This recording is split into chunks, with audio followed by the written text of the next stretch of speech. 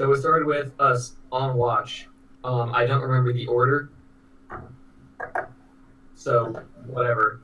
Um, Someone, I think it was Voltaire, he hears a big ol' fucking thing, a thing in the distance. It was a thing. It was loud, and then we keep on watching for the night, and everything is like chill. And then in the morning, we see this cottage out in the distance, and we're like, that wasn't there. And then we go look, and then like our tagalongs are like, fine, I guess. Like, okay. We get there, and the house apparently flew or something. Some people thought that it walked on legs. It was really like, I think it was inconclusive, but there was definitely someone underneath it. So we took her fucking shoes because that's what you do when you see dead people in D&D. Take their shit and leave. Yeah, the house was weird. It looked like it was like a single piece of material, like it was all carved out of one chunk of something. It was sort of unsettling. It looked strangely clean for being out in the fucking wilderness. So like whatever. We decide not to worry about it too much and go to Code Cow. We go there. We drop off our peeps, and they're like, "Thanks for everything, like helping us not die." And we're like, "Yeah." And then they gave us cool little tokens. I think one of them grows a tree or something. Yes, that is a tree feather token. That sounds like it'll be tons of fun. How big is the tree, Oliver? You know what? I'll ask later. Yeah, I believe it goes like 60 feet high, 5 feet in radius or diameter, or something like that. That's a Can we tree. be on it when it's growing? Hmm? Can we like ride it as it's growing? You can try. That's awesome. Okay, well, that's way cooler. I thought it was gonna make like a little sapling. This is way cooler than I No, thought. tree feather tokens Anyway. are fucking awesome. Anyway, so they pay us in like in a strange token instead of actual like person money. We go to Code and Cal. We go to the library, and what exactly did we talk about? So we meet. I took you all to meet my mother, basically. Yes. We meet Raywood's mother, whose name I don't remember, and then we meet yes, and then we meet the director of the library. We have a nice little chat. They talk about business as it is. I guess one of the people went out there and they're missing now, and they're like, "You should help us out with that." And we're like, "Sure, but definitely not today." So we decided we're going to drop all our stuff off at Raywood's estate and go out for a night on the town. And I think that's like pretty much. Voltaire went and signed his life away to the bank without reading the fine print, and Raywood's estate. It's true, I did do that. So I'm sure that'll be fine. Nothing to worry about there. But I think that was just about everything that happened. Everything of importance. Yeah, that sounds about right. Anyone else have anything else they want to mention? Yeah, not really. Did you mention how well we figured out how the shoes work? Has Wally figured out how the shoes worked? How when you put them on and you clack your heels, It summons a house. it doesn't take you home, it summons the home above you. I mean, Wally is free to try them on and test that. You can certainly try. I'd rather not die, thank you. We should probably get those like identified or something. I don't know. My mother's name is Shauna, by the way. I had to look that up. I don't like big people for you guys, so like I had to do all the family tree. Yeah, I don't think she ever said her name like No. during the game. Close Oliver.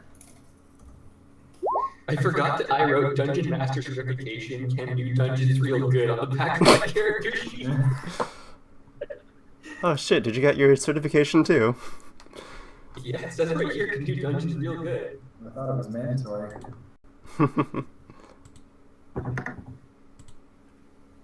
Okay, so we are on our way to the tavern.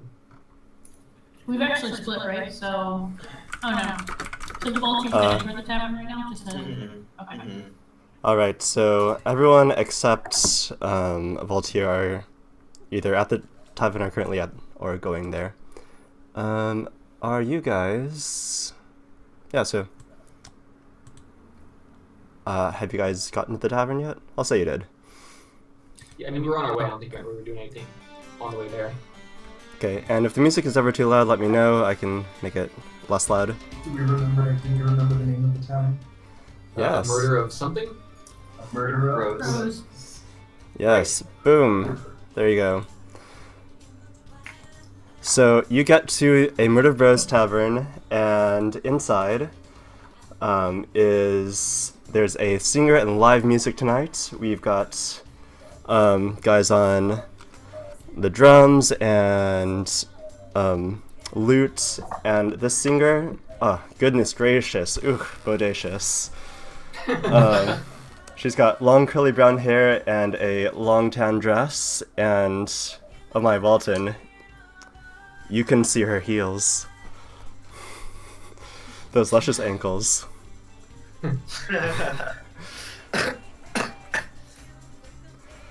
Alright, so Luke, can you tell me, what does the barkeep in this bar look like? I have to describe the barkeep. Yes, tell me, what does the Murder Bros Tavern barkeep look like? Who are they? You know this place so well. Wally doesn't know this place that well. He went there a few times when he was a kid. Look, if you want to name a place, you better fill it too. Jeez. Fair enough. Fair enough. That is fair. You gave it a proper name. All It's not your right. You responsibility. see before you a now scraggled and very wrinkly old man, his face gaunt and drawn downward with wrinkles. This man has seen some shit. Plenty of shit in his time. And from the furrow of his brow to the very scraggliness of his pure white beard, you can tell that he is a man of character. And a character of a man. He approaches you. What'll it be, gentlemen? Any day now.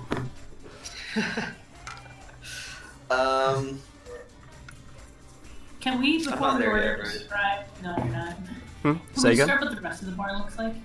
Like, I know we have the live band and such, but what else is going on? Right, so, Is it lit? you've got, it is literally lit. Yes, there are, torches and candles all around, as it is now a little bit past sunset. You've got just a tiny bit of light, still on the horizon, and streaming through the windows dimly. But otherwise, there are other people in the tavern. It seems to be about a 40 by 40 foot space in here. And there are lots of tables and chairs. About half of them are filled. It's mainly humans in here. A lot of human guys just come to the tavern after a day of work. There are two serving ladies that are going around to the patrons with mugs of ale and beer and cider. And they seem to just sort of wave you to one of the open tables. You can seat yourself. Is anybody eating anything that looks particularly good? In this tavern, you see people are eating mutton. You see, like, not baguettes, but clumps of bread around. It's standard bar food. Nothing special in this bar. Oh, and Merlin came with us, right? Yes, Merlin is with you. Merlin, the apparently 14-year-old human who wants to be a wizard. Basically ran a bar, he'll be fine. Yeah, so he goes and sits down at one of the tables. So this table seems to have room for 8 people. And he sits down and is like, "Hey, over here." Yeah. Well, I'll go take a seat. I'll plop my shield down on the table. I'll respond to the barkeep in the meantime, saying, we're all starving. Would you mind letting us know what the menu options are? Let's see what I can find. And the old man pulls out a menu. There's a menu.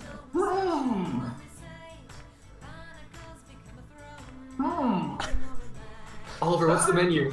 My eyes aren't what they used to be. But I'm pretty sure we have meat of some kind. Here, probably better if you take a look.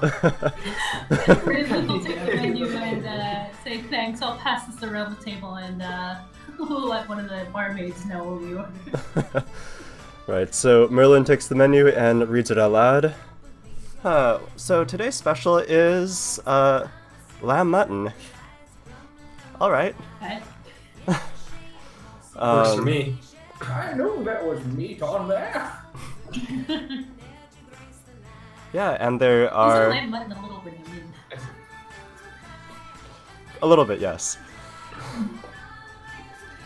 Oh yeah, and we've got some red wines. I don't know what these vintages are, but they... I guess they're good, maybe? I say, I'll take some mutton with extra mutton and ale, whatever you got. I'm not picky. Alright, and one of the barmaids approaches the table. Alright, so I guess what'll it be? She is black, she's got curly black hair, shorter than the singer, about yay high. She's wearing an apron and a pink dress underneath. Kind of swanky. Okay. I'll say we'll take a couple orders of mutton to share with the table. Do you have anything a little less meaty though? Like any hot pies or anything to go with that? Is it just a hunk of meat? What's wrong with meat? Well, honey, usually it's meat and the bread. I can put them together if you want. About what they serve here. I was thinking vegetables, but Oh, veggies. No. Alright, I guess we'll do some loaf of bread for the table, whatever the freshest bake you got is, and a couple plates of mutton to share, and let's do like a gallon of meat, and do you guys want wine? Merlin says, yes. Second gallon of meat. You're not old enough to drink. You have a glass of milk like me. And so, There will be no ruckus today. Merlin looks Argus and I will have Merlin looks at you very strangely, as he has never heard of a drinking age. I look at Wally and say, the kid's already left the nest. He can do whatever the hell he wants. Why don't we start him with meat? And it occurs to you, Walton, that perhaps the concept of a drinking age does not actually exist. Perhaps it is something that your parents told you, but... That's definitely something that would have happened. Alright, no problem, honeys. And she goes back into the kitchen. And your attention is brought to the singer, who has started a new song about going home after a long journey. Yeah, and some of the other patrons are singing along, as this is a pretty common tune. Okay, well, I don't think I'll partake in the singing. You don't want to hear Argus sings. Argus songs. Argus sing-alongs. That's what I was looking for. The song very well, and he is going to sing with it. Yeah, and a couple minutes later, the waitress comes back with what you ordered. She plops it down on the table. Rayla's going to be humming along with the songs and not sing just in case. She doesn't want to start a bark fight. Yeah, I am up in that button. Like, I am just sloppily eating. Gross, fucking open mouth noises. Rayla's Realith is somehow not surprised and goes for the bread. Walton too will indulge in some bread. Yeah, We'll so also take a moment and like actually this roll is out. steaming hot bread, super fresh. There are like cloves of garlic crushed on top of it. Can I have that right now? Hmm?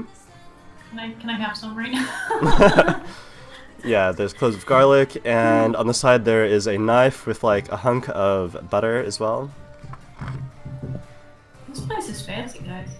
Oh my god, we're at like Yale Olive Garden right now.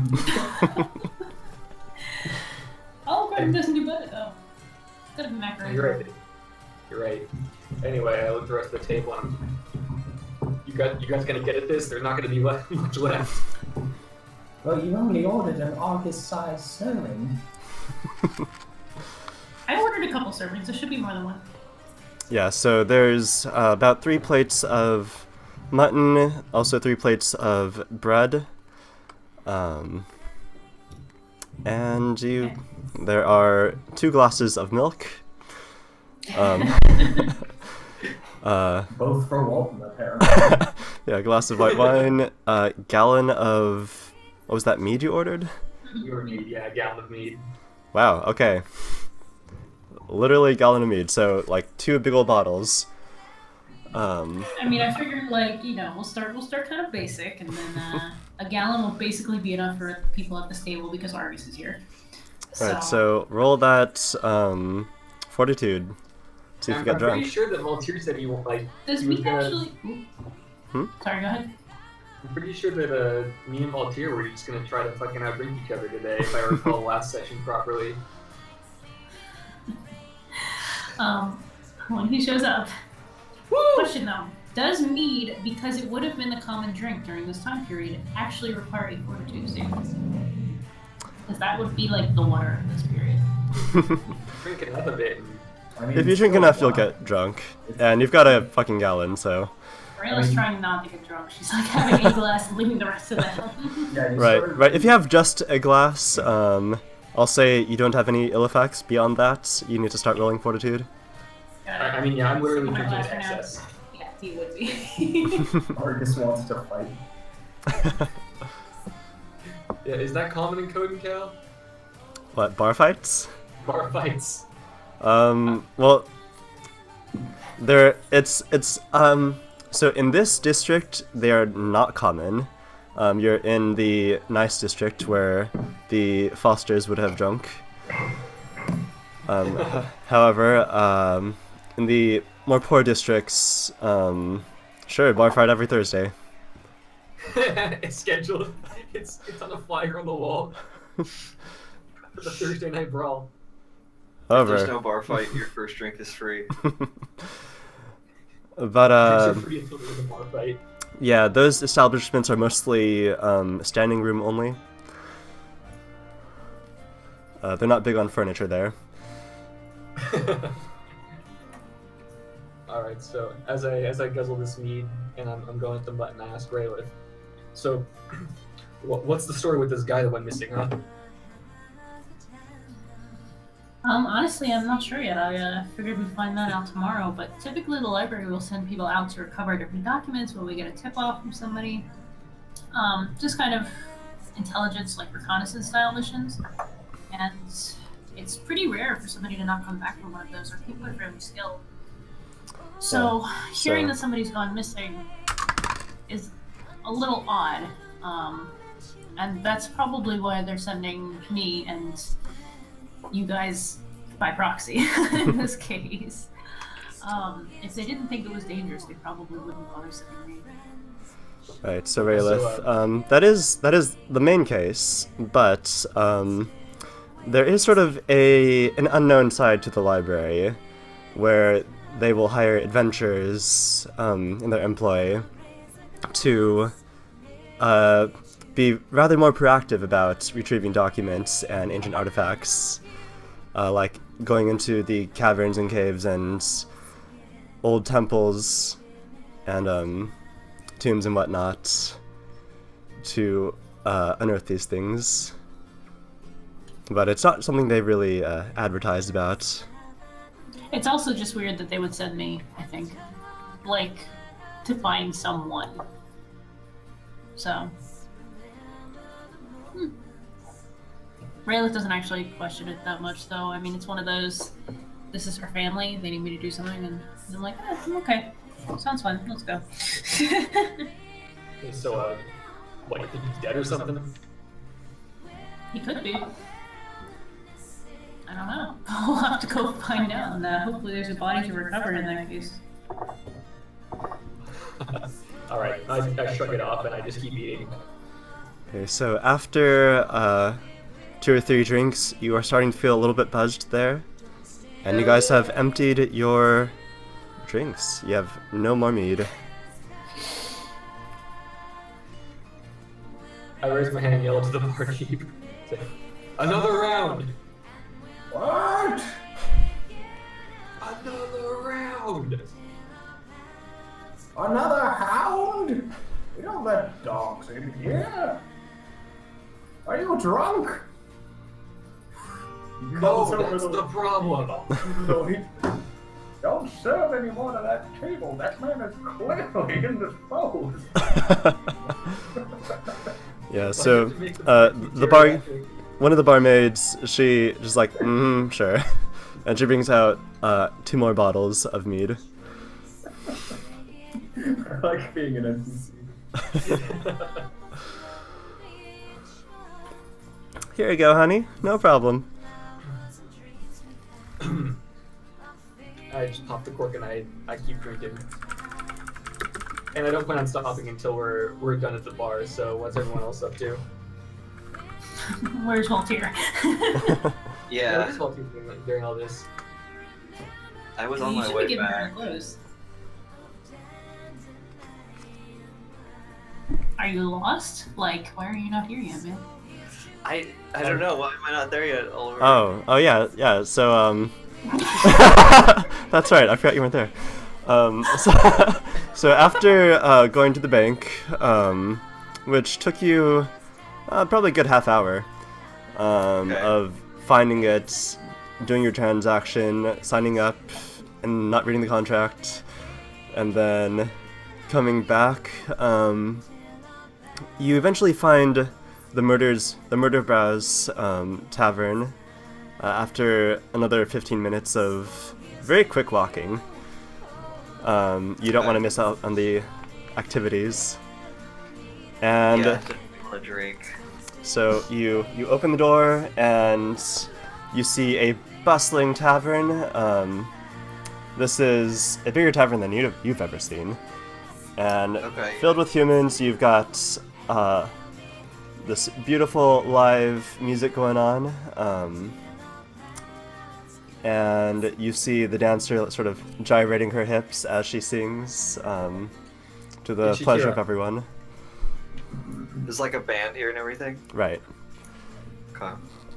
And on the corner you see a large table with familiar faces.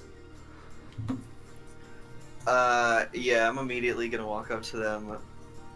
But well, first I'm gonna walk by the bar, grab an empty glass, head to the table, slam it down, slam some mead.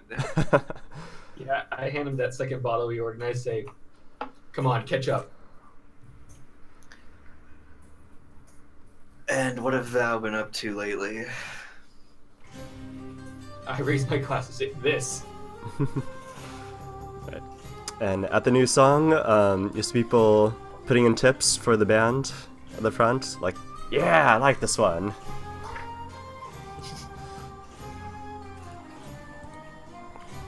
Let's see.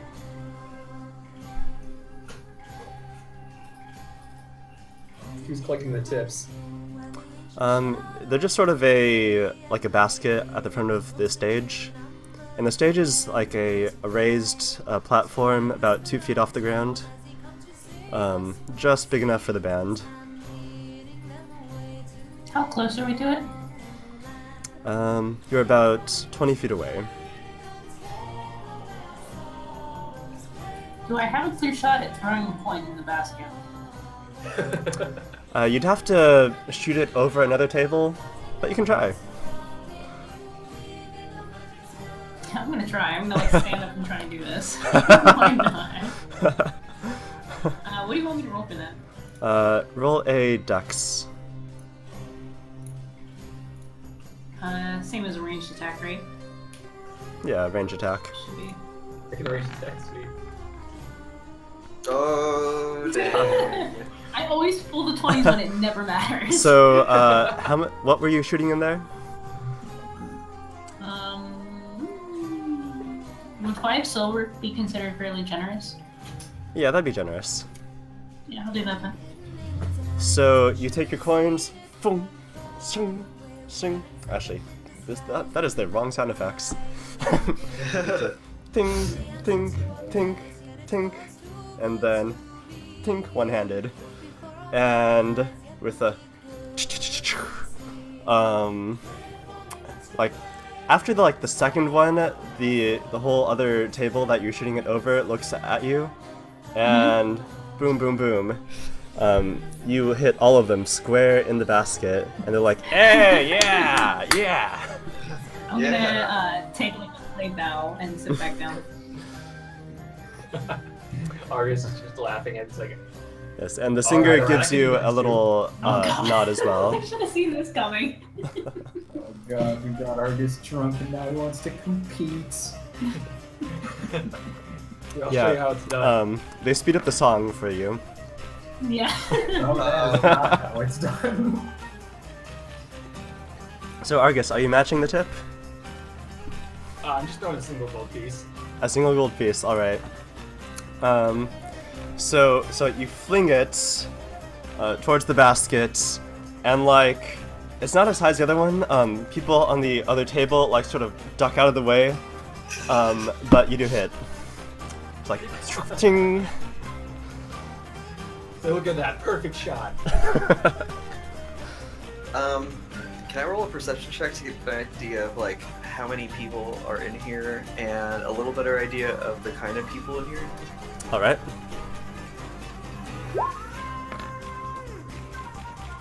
Take it good. Alright. Okay, so there is the one really old barkeep. There are 2 serving ladies. There are about 16 other humans besides the band.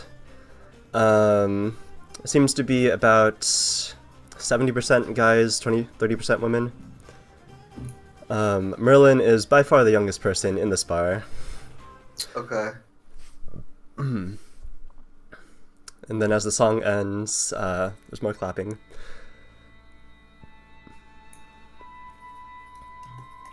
And it is lit. People are having a good time. Drinks are flowing, and people are drinking away, imbibing their problems. Our table probably seems oddly quiet in all of this. Yeah, it's a pretty, not rowdy, but like, lively. Okay. That's good. And now Very the singer starts singing a song about pirates, and from the point of view of a woman whose village was like invaded by pirates, but she liked one of them and then went off to sea with him. And then, I don't know, is this a popular one? Do we know this song? Yeah, you also know this song. It's called Alright, Village in the Sand. I think I'm drunk enough to start singing along now, so I'm just singing along to the tune, And, making general ruckus. and things were never not the same in the village of the sand. And you're like, na na na na na na. They Alright. play some like Irish folk songs, man. So I'm gonna know this. Yeah, so you guys have a great time at the tavern. And a couple hours goes by, and eventually the band sort of packs up, says thank you, has an encore, and you guys have a great time.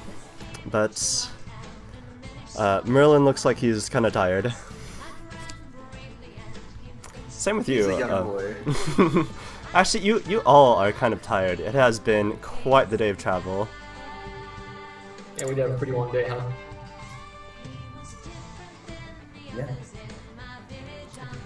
So you guys eventually make your way out of the tavern, and do you head back, or what's up? What do you do next? I'm ready to go back. Okay. I don't know what other festivities are there, Oliver. You haven't tempted us with anything. It's just like a Thursday night, man. Wait, Thursday nights in Kohalu are always lit, man. It's just like a Tuesday night.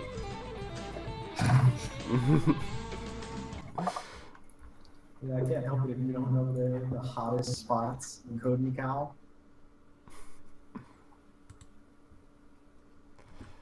Alright, so do you go back to home, or do you go somewhere else? So it is nighttime now. You would estimate around 9 or 10. Right, let's say we have an early day ahead of us tomorrow. I suggest we go back and actually have a good night's sleep for once, since we've been traveling so long. Yeah, I'm definitely down for sleep. Alright. Let's all head back then. So you guys head back to the Despar Manor. I believe it's over here, that one.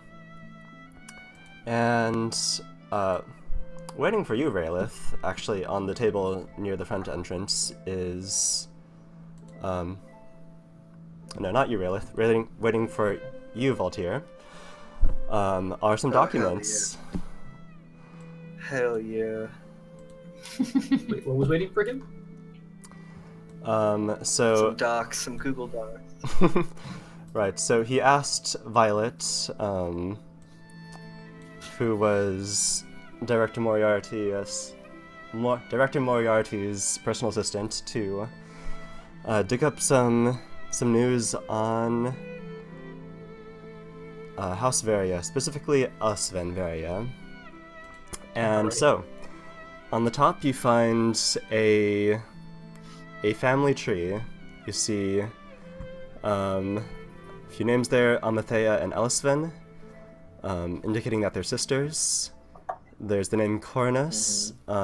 Seems to be that is perhaps Elisven's current partner. Note about Elven culture.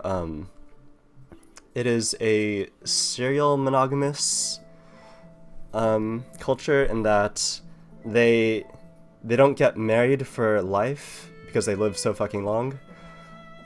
They just sort of get together for maybe 100 years at a time and then go separate ways. And Okay. so you take it that the current partner is Coronus, and underneath you see a lot of names: Cialana, Dagwin, Envi, Rayleigh, Visara, Zina, Elion. And you recognize only one of these names is male. That would be Elion. So it seems that, as far as you can tell, Elisven has 6 daughters and 1 son, which is remarkably, fecund for an elf. Elves don't typically have so many children. Fair enough. Alright, so that's and what else is there in this file? What else you see? You see some newspapers. From the Codencal Times, the first one dated to 120 years ago, is a article saying, "Congratulations to the noble and great House Varia for the birth of a son, Elion Varia." And it's generally a piece about how great this house is, how really fucking old they are.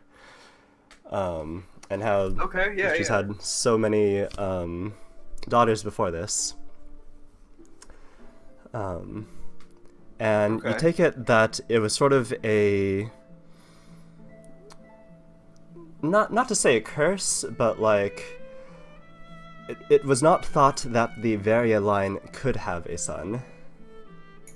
Is this kind of like a medieval society and the daughters are not rated as highly as boys or sons? Typically the family line will go down the male name. Alright, so my family's weird. Got it. Thank you. Yeah, but yeah, definitely some races do go by the female name. So elves, some houses have elves. It depends on where, like regionally, and I suppose your family too. It's out of necessity. It's just whoever has an SMR gene kind of deal. Yeah, so it's special females special for the boys. families like ones that have Azamar bloodlines or like rare precious bloodlines will go by the name that is most strongly associated with that one. Mhm. Also, Voltaire, you find another newspaper clipping. This one dated to 54 years ago, and that Alice of Inveria has opened a coliseum in Aramore. They recently completed construction, and you should definitely check it out. It talks about how this is a wood and stone coliseum, right after the... So it was completed right after a war between Aramore and whatever the other nation was called. What was it? Yeah, Aramore and whatever the other one. And so the first battles will be between all of our prisoners of war, and they are just so excited about it. Wow, okay. Okay then. And then the next one is Eldridge. Eldridge, yes, that's right. The next one is from 30 years ago. Elsa Inveria has commissioned the building of Platinum Angels. These are constructs to watch over the city gates. Nice. So Okay. there are 4 Platinum Angels under the control of Elsa Inveria, watching over the entrance and exit to the city. Dang. This family runs this city pretty much. They are the leaders. Okay. And that is all the mail for you. Speaking of mail, you've got one more letter. One more letter, of course, for our dear Azamar. And this is not from a suitor, this is from Moriarty. Any... Oh, thank goodness. Like, you gonna hit me with that this early? No, so he says, unfortunately I won't be able to see you off tomorrow morning, but I have sent my grandson in my stead. You lied. You lied. Right, and he hopes, and he generally bids you farewell on your travels and success in finding Ranger Charles. Right, so, Raylith is going to actively roll her eyes in the middle of that letter. And she's not even gonna say anything to the guy. She's just gonna like stuff it in her coat or whatever. So one of your house servants. Oh, by the way, what are your house servants' names? Oh shoot, we decided on the 2 butlers. I thought it was Chauncey. I thought it was Chauncey Chauncey and before. Jenkins. Yes, Yeah, Jenkins. Chauncey and No, it's Jenkins. Jeeves. It's Jeeves, not Jenkins. Jeeves. You wanted to Right, ask right. Jeeves, yes. So it's Right. Chauncey and You Jeeves. asked me to joke. And then female ones, I don't know. I'm not good at naming people. So one of them is Meryl. Alright, so Okay. Meryl approaches the party. Ah, yes, good evening. And then she looks over at Merlin, who is, like, he's pretty dirty. Like, he's got, like, a bunch of dirt in his sandals. His shirt is, like, this patchwork thing of halfling sewing. And overall, like, you guys are all pretty dusty. Merlin especially so, and she sort of mentions, by the way, the washroom is down the hall to your left. Which Do you guys have Merlin a- sort of goes there first. Before he goes, Realis is going to ask, do any of you have a change of clothes or anything you would like to have laundered? We can have that done overnight here. Well, I'm good. I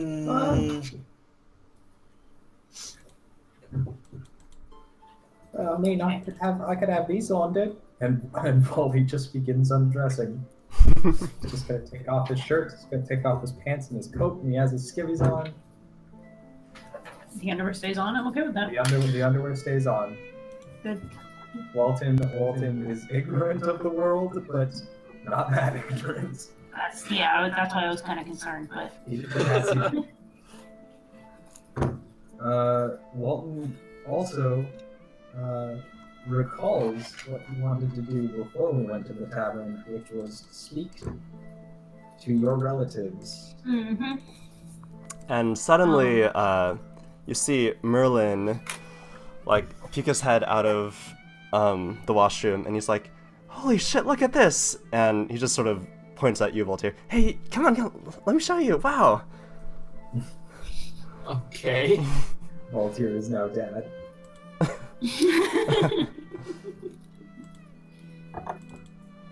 Do you follow in? Voltaire? Yeah. Sorry, yeah, I do. So, what you see, it is, so the whole place is very stately, like wooden construction, a very Victorian sort of architecture. But what he shows you, he beckons you into, and like he doesn't have a shirt on, it's just like pants.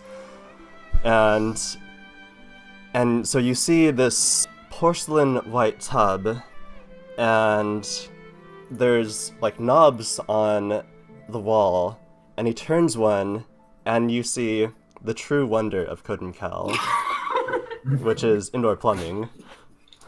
Oh my god. Oh, right. This would be. And Honey, water specifically. falls from the ceiling indoors. The amount of arcane power required. It's astounding. Yeah, and he's like, wow, and like, there's temperatures too, it's warm, look at. And he grabs your hand and puts it under the warm water. Goodness, what sort of powerful magic? You know, I am so impressed with Merlin that he managed to figure out if you turn that knob, water comes out. He's a smart boy. He wants to be a wizard. He's a cut above the rest.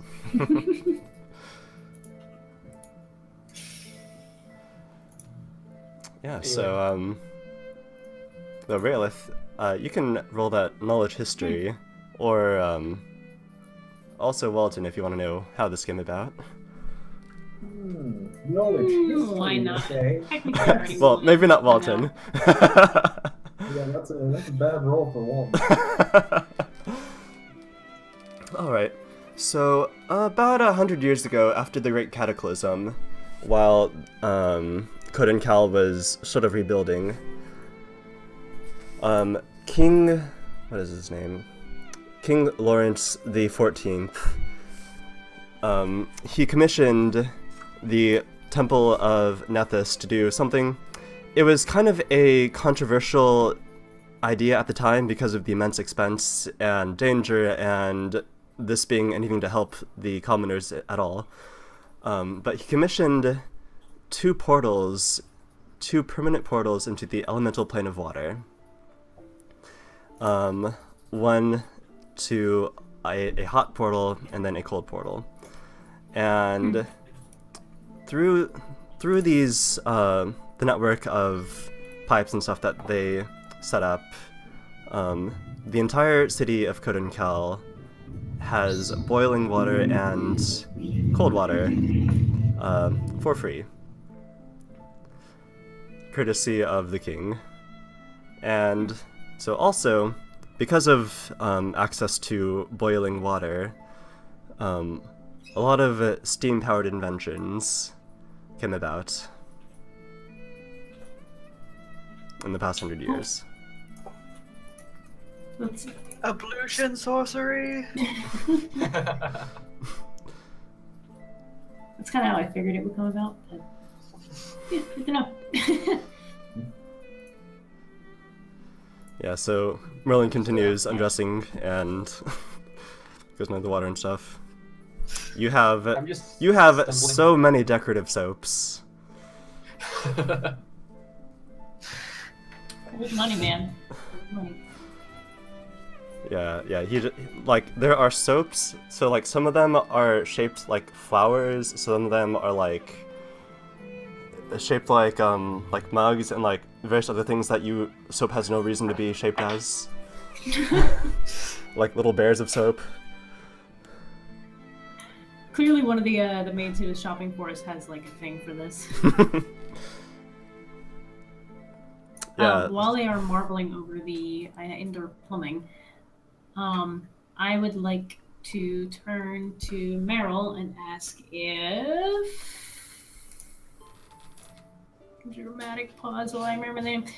Deirdre and Marcus are home, which are my niece and nephew. Oh yes, they're right upstairs. Shall I go get them? Or Yes, would you like to please. visit? Yes, please, yes. Yes. Could you ask them to meet us in the sitting room? Very well. Sitting room in 20 minutes? Yes, that'll be lovely. Thank you. As you wish. So, Alden's just gonna run to the sitting room and he doesn't know where it is. I'm going to lead Walton through the sitting room and probably have him hopping around next to me as I'm walking normally. He is still very much in his underwear. Walton, why don't we get you in another set of clothes really quick? Yeah, that sounds good. I'm a little bit chilly. So Raylith knows where like all the storage and stuff is, so she's going to hop into one of the closets where they would have spare sets of clothes for I don't know, one of the relatives, I guess. This is one of those, like, I mean, she's got a bunch of stuff here too. Everybody kind of just keeps their crap that they don't wear here because it's the estate. Yeah, you guys have winter clothing packed up. Yeah, you guys have clothing for every season based on the fashion of the times. So you bring out Walton's last season's clothing for young men.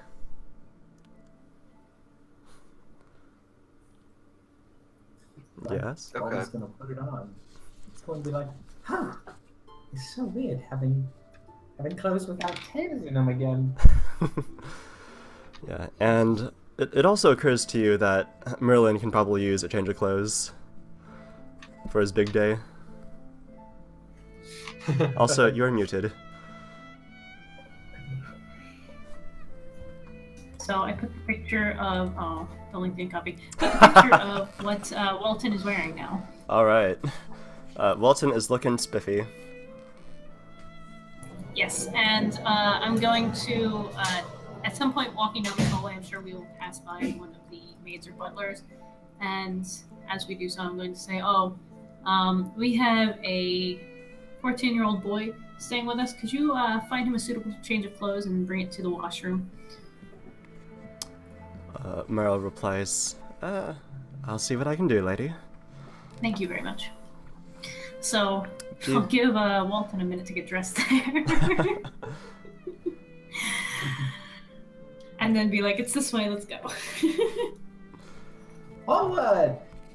What is Argus doing with all this, by the way? Like, we just left him to fend for himself. He is so Stumbling drunk around, right now. stumbling around looking for a bedroom. Oh, okay.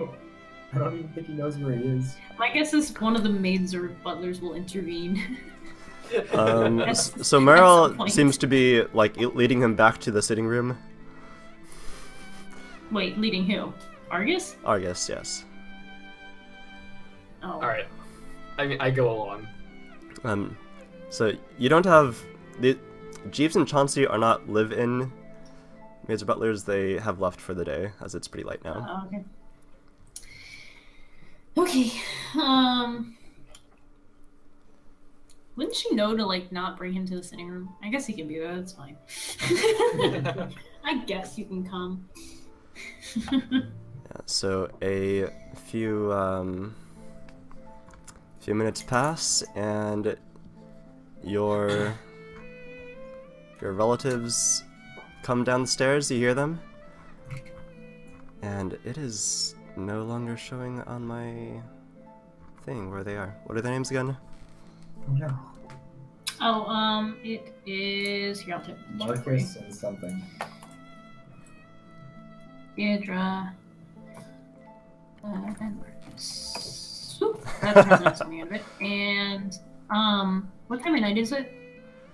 At this point, it's about 10. Okay, Pretty so Madeline late. is not going to be with him. Yeah. Madeline's the 2-year-old, but she won't be asleep. So, Deidre comes down in her night dress. It is like neck to ankle white dress, sort of a like little flowers designs around the collar. Otherwise, pretty simple, I have a pretty picture for comfortable. this, too. Oh, you do. Let's see what she's wearing. I've been preparing this, man. I've been working on these outfits. She probably has the frame of mind to put on a cork set or something, but something like that toned down. Okay, so she has in the last Just 20 like- minutes changed yeah. into an evening dress. No corset. I was saying, but- just take off the sleeves and like, okay, yeah. No corset, but slightly nicer. No, definitely nicer than just a nightgown.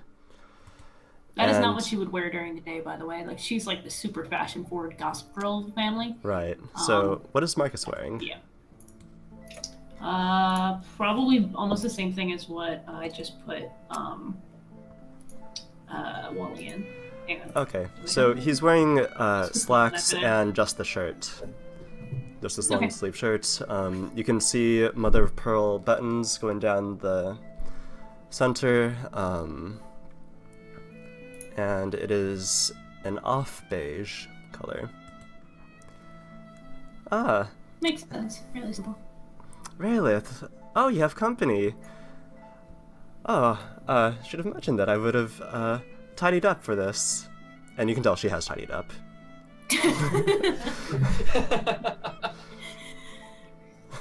Raylith, knowing this, is just going to burst out laughing and say, I think you're quite dressed up enough already. Thank you, though, for being able to join us so quickly. Introduce you to a new friend of mine named Walton. Well, you can call me Walton, or you can call me Wally, or you can call me Foster, or any of those. I'm just glad to meet you. Nice to meet your acquaintance. Where are you from? I'm from here. Oh. Oh, native. And the other gentleman here. So in the room are Voltaire, Walton, and Argus. Raylith's not even didn't This realize is- Argus was in the room. This is Voltaire. He's like, we found him in like a crypt, and he's like 400 years old or something. I'm from a far off land. And then this is A crypt, Argus. you say? He's wasted. Just one tweak for you, Oliver. Deirdre's probably the most boisterous person in the family. She Okay. she'd be very polite at first, but that breaks down quite quickly. All right. Especially when it's time to Too many spill tabloids. tea. Yeah. Okay. So, whereas Marcus, her husband, would be much more uptight. Yes. But Marcus no, first. Marcus gives you each a firm shake of the hand and introduces himself. I'm Marcus. How do you do? Drunk. I mean, that's how I introduced him. I said, and this is August. He's wasted. I see. Rayla's going to be like, I apologize for that. Yes, Marcus looks at you, Raylith, very questioningly, like, why did you bring these people into our house? She's going to shoot him a like pointed like eyebrow raised back, and be like, I met these three during my last trip actually to Aramor. They ended up helping me out quite a bit along the journey, and saved my butt actually a couple times. Oh, well. Well, I'm glad you met then. Walton here actually has a couple specific questions though. He's looking for, I believe, information about the foster family, is that right? Yes. Do you have any? Have you heard any rumors? It would have probably been a couple of years back about what happened to the youngest foster. So, at the word rumor, DJ is like, rumor, you say?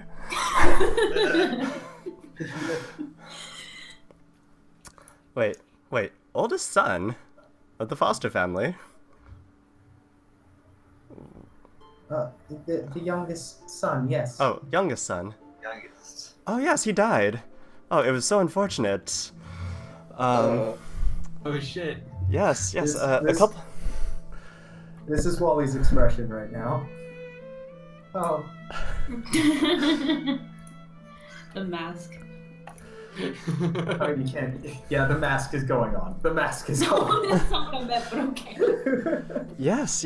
Oh, it was such a tragedy. You see, the Waltons, they went out of town to gather some herbs and other medicinal things in the fields around the city, and then, oh, it was so terrible.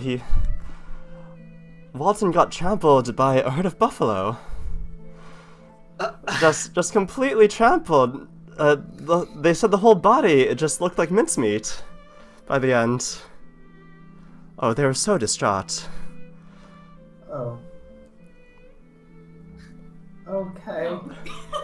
I said, Is there how was his funeral? is there a grave? Well, there wasn't really a body, per se. No. After that, it seems that they buried him and had the grave in the fields out there. They felt it fitting to bury him at his favorite place, the fields outside of the city. But I've never. The path of the buffalo migration. But Walton is gonna think to himself, I never even got to go out there. And then he's just gonna say, oh, they didn't bury him in the family crypt? Okay. Yikes. Rayla finds herself unable to hide the grimace from her face. Alright, Not that Deirdre would have noticed it. when exactly did this happen? A couple years ago, 3, I think? Alright, well, thank you. Do you know how the foster family's doing? Specifically Elise? I haven't heard any news about her. I guess no news is good news. I suppose. Alright, well, thank you for your time. Yes. Well, the foster family's not terribly flamboyant about their lifestyle. Yeah, that's for sure.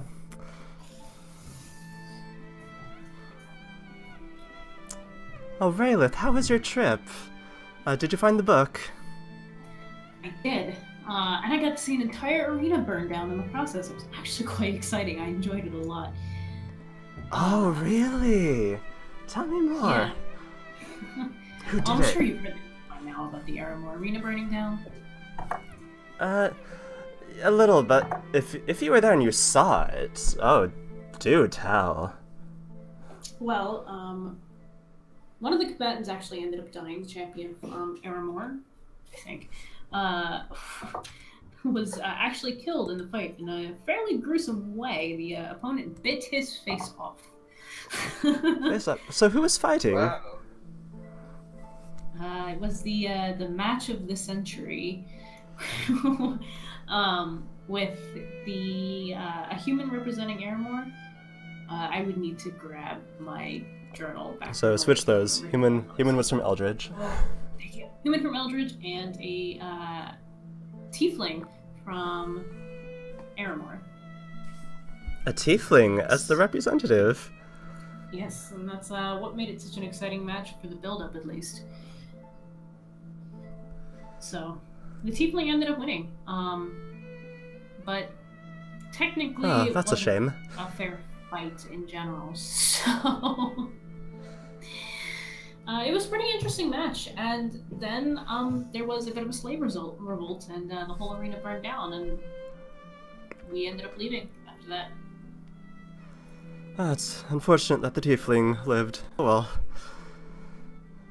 But a slave I revolt. didn't say that. Hang on. No, back up. So, in culture, tieflings are like the lowest of the low tiers. If you see one, like, out in the street, they are almost certainly going to be a slave. And so they're like the untouchable class. I'm trying to think, though. I guess my family would have a disdain for them, just being old money kind of deal. But at the same time, tieflings have history and are part of history. So, Well, they're also born of demons and devils. And people who consort I'm gonna with say, demons and like, devils. And the people who consort with demons and devils tend to have a bad part of history. that's true. That probably means that there are certain members of my family who are endlessly fascinated by them. Like my crazy grandmother. So, and as well as a couple people on my father's side of the family. But Right, you're so- right, Deidre would not be one of those people. Yeah, so Deidre holds the common view of tieflings in that they are scum. She's human. Right. And a slave revolt, how did that happen? That part I'm not so sure about. I'm kind of waiting to see what investigation ends up coming out of it. But it seemed like the tieflings stirred things up quite a bit, and everyone took the opportunity to break down the walls and make good with their lives, I guess. Oh, you'll have to tell me more later. Perhaps when you're more rested. I agree. We have not slept in a proper bed in quite some time, so I'm quite looking forward to my own room again. Yes, well, and then the baby starts crying. Oh. And that is your cue. Well, I will see you in the morning. Or not, who knows. Yeah, well, if you guys are at breakfast, we'll see you then. And thank you very much for coming down to meet everyone. Gesturing at the group. Yes, and she goes in for a hug and kisses you on both cheeks. Just a little peck. Yeah, As you do. I will, I guess, do likewise. Whatever. Marcus gives the group a little bow, and they both leave. And so it's been like 20-25 minutes. The shower is still going. Merlin is having a really long shower.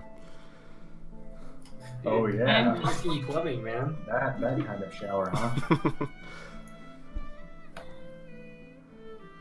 All right. Well, anyway, while you guys were still talking, Wally has wandered off, and he has. Oh, He is gone. Wandered off to the streets, or He has wandered off to the city. okay. He's taking a long walk. Rayless is actually going to be unbothered by this. She figures he knows the city well enough, even though it's been a couple of years. And And she'll turn in for the night. I'm actually too drunk to notice, so Yeah. That's bad, man. he's somewhere in this house, I'm sure. Where can I sleep? It's a big house. Right, so I guess on her way to her room, Rayless will walk Voltaire and Argus to their rooms and let them be free to do whatever they want. You don't have to stay in your room or anything. I'm just gonna show you where it is now, kind of deal. So I get there and like, I'm gonna give Raylith. Where is it?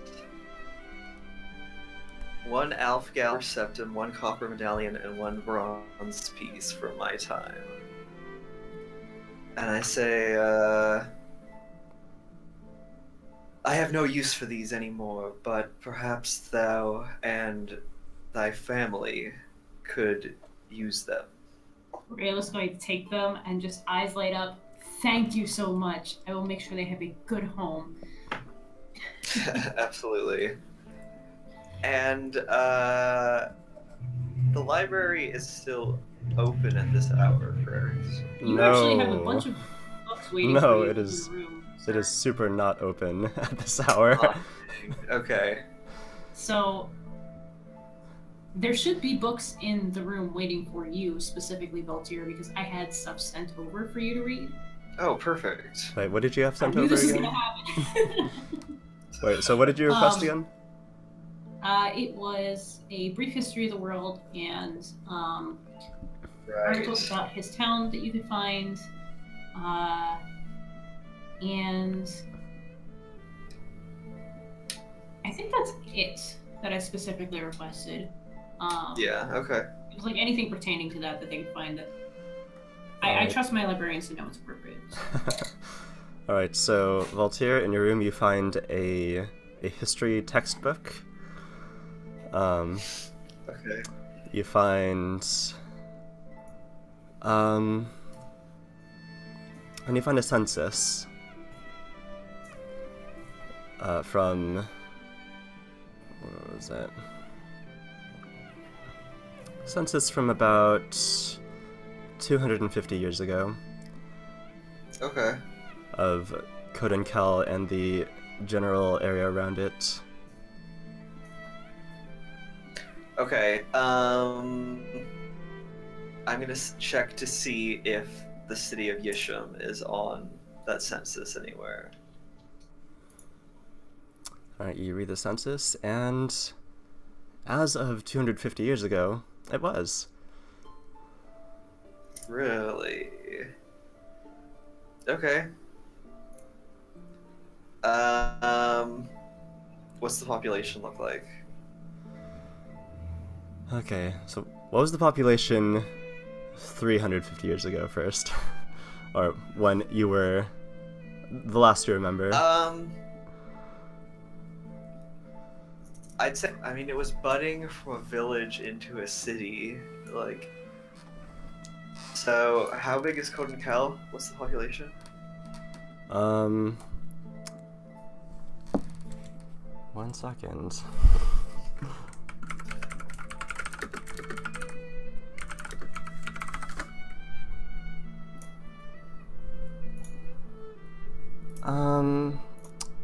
There are about 200,000 people currently in Kodenkel. 200,000? Okay, yeah. Yisham was like less than 10% of that. Alright, so it was a pretty big, pretty sizable establishment there. Yeah. And 100 years later, you guys were up to 30,000. Really? Okay. Okay. Interesting. I'll say, is that too high? Okay. What do you have in mind for this? No, I mean, Valtier kind of assumed that the city fell pretty quickly due to the spreading of his blood among the church members. But this intrigues him because that's definitely way longer than he expected the society to have survived. But then that brings up a question of like how if it wasn't him and his blood infecting the city that ended up bringing it down, what was? And so I think he would then go to the history book to see if he could answer that question.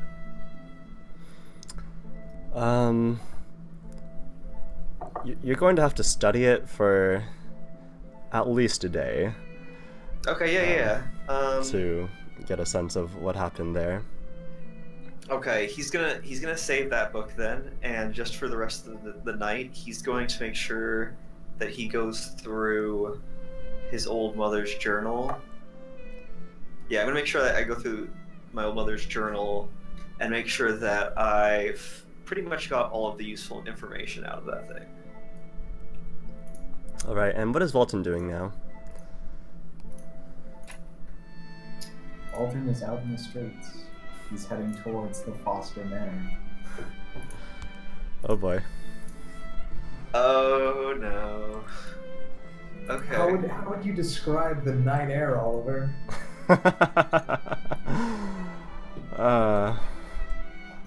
Well, Better. the night air is cool. It seems to be a little bit overcast. You can't see the moon. It is very dark.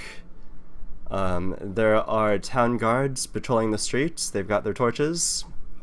You pass by a few of them. They bid you good night. As you are dressed rather finely, they give you a warning to about like be careful as you walk and to avoid the bad areas. Otherwise, you find your way to the Walton Manor unharassed. Alright then.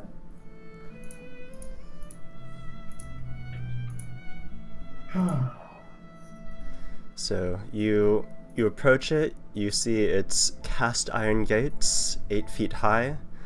At the top of each of these bars is a fleur-de-lis, ending in a spear point. You see inside this manor, it is 3 stories high, painted in the light that you can see it in from, like, a couple of the windows are shining with light from within. The house looks quite austere, with, like, hard angles of light coming through. Are any of the windows alight? 2 of the windows are alight. One on the 3rd floor and then one on the 2nd floor. You recall that your parents' rooms were on the 2nd floor, your sister's room, much like yours, was on the 3rd floor. Trying to think of Walton. That's weird. Because Walton is crying. He is very much crying. Oh. He's having a little bit of a breakdown. He keeps thinking to himself, why wasn't I good enough? Why couldn't I at least be buried in the crypt? He's got his mask in hand, just standing before the gates, and he doesn't know what to do. Okay, out of character, don't his parents know that he's not dead? Yeah. Yeah, they totally know. They do, but Right. they But it's the fact that their story. it's the fact that they didn't think that even the fake Wally was good enough to bury in the family crypt that kills him. Okay. That he wasn't worthy of that.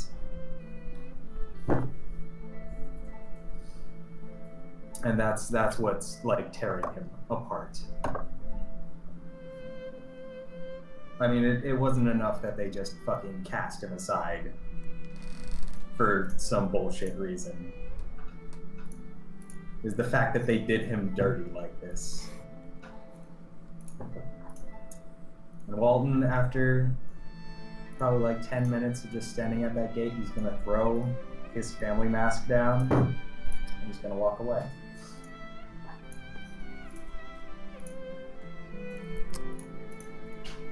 All right. He's gonna head back to the library. That's his special mask. But he also used it as a safety blanket. So you make your way back, and you get back into the manor of the Despar Manor, and Merlin is there, and he has an entirely new change of clothes, actually. You see, it's a little bit too big for him. But he is looking like a native Kodenkalian. Walton, you look terrible. What happened? Where have you been? Oh, it's nothing. I just went for a little walk. But you look great, Merlin. Maybe after a few years you'll finally fill in those clothes. Oh, I don't like these. These are awfully stuffy. You'll grow into them. But come on, it's late. Let's get to bed. I'm gonna take Merlin up to bed. Alright, so there were two guest rooms. I'm guessing Voltaire who went to... No, not Voltaire. Argus who went to sleep first. He is sprawled over one of the beds. Yeah, I was like, all right, this works. Voltaire cares not for beds. And then, so Wally, you go to the other room, to yourself and Merlin. And, he actually snuggles in there with you. Like, he seems to sense that you are not in a good place. Yeah. Why is he such a good boy?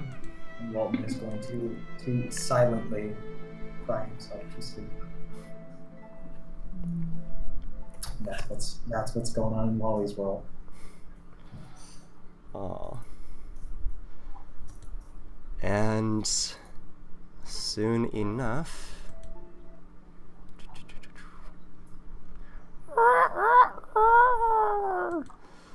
We have a rooster. Various roosters throughout the city let everyone know that it is the morning. It's a magic rooster. So Arcane rooster. I just posted on the Facebook group the collection of photos that I pulled for potential outfits for Code and Cal based on what you said last time, Oliver. Right.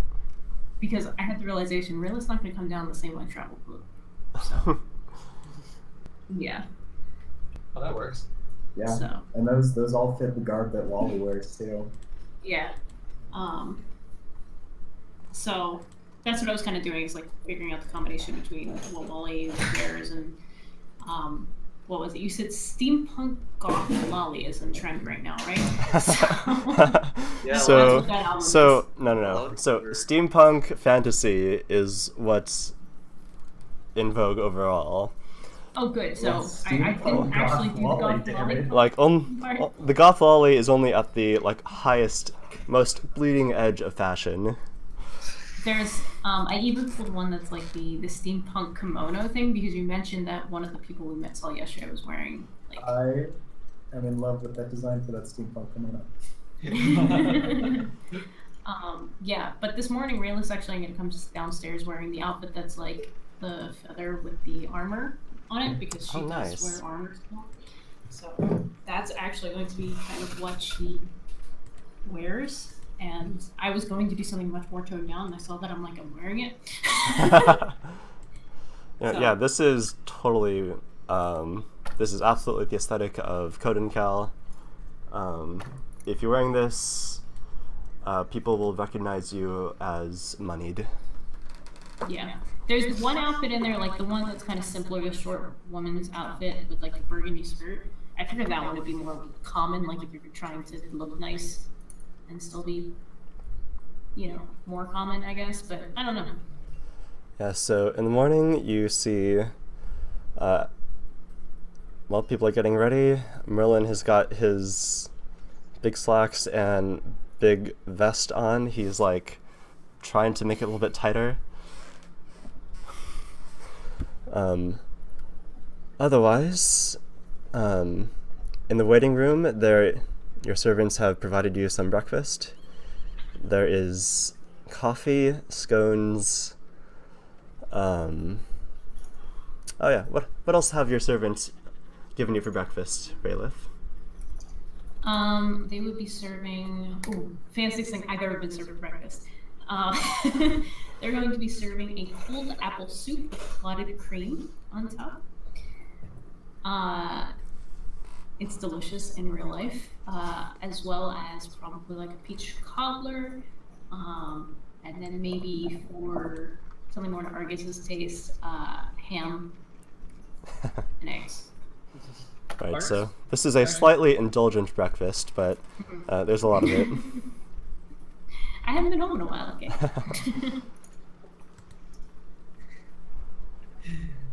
Actually, now that it's morning and I'm not drunk as fuck, I think I'll probably take advantage of this fancy plumbing thing you have going on, and I'll probably take a shower.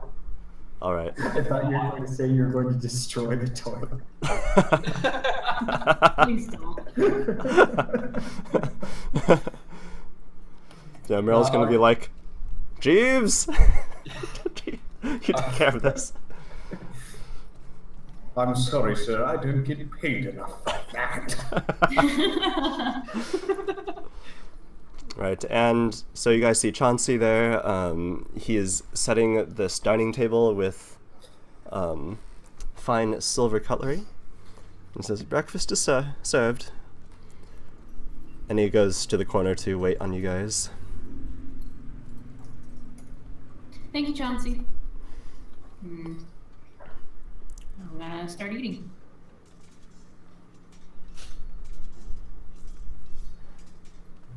Yep. All right, it's yeah, it's a wonderful breakfast. Your family comes by. You see Deidre and Marcus head out for the day. With Deidre's got the baby in tow.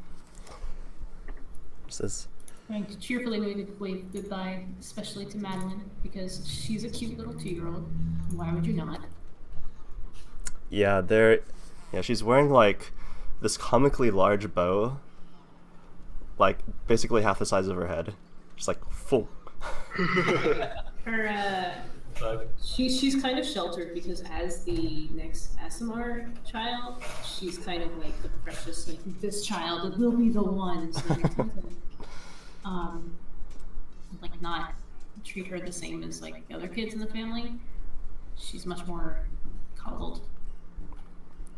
So after breakfast, you guys head out to the Temple of Nethys.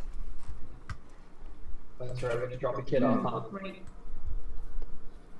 Merlin's looking much more presentable now. This might actually work out. Yeah, he is vastly more presentable. Yeah. Yeah, we've got him in his ultras in this picture, but he's doing better now. So you guys approach this pyramid-like building. In the morning light, the glass, as you walk towards it in a certain angle, like it shines in your eye and you're like, oh god. Oh gods.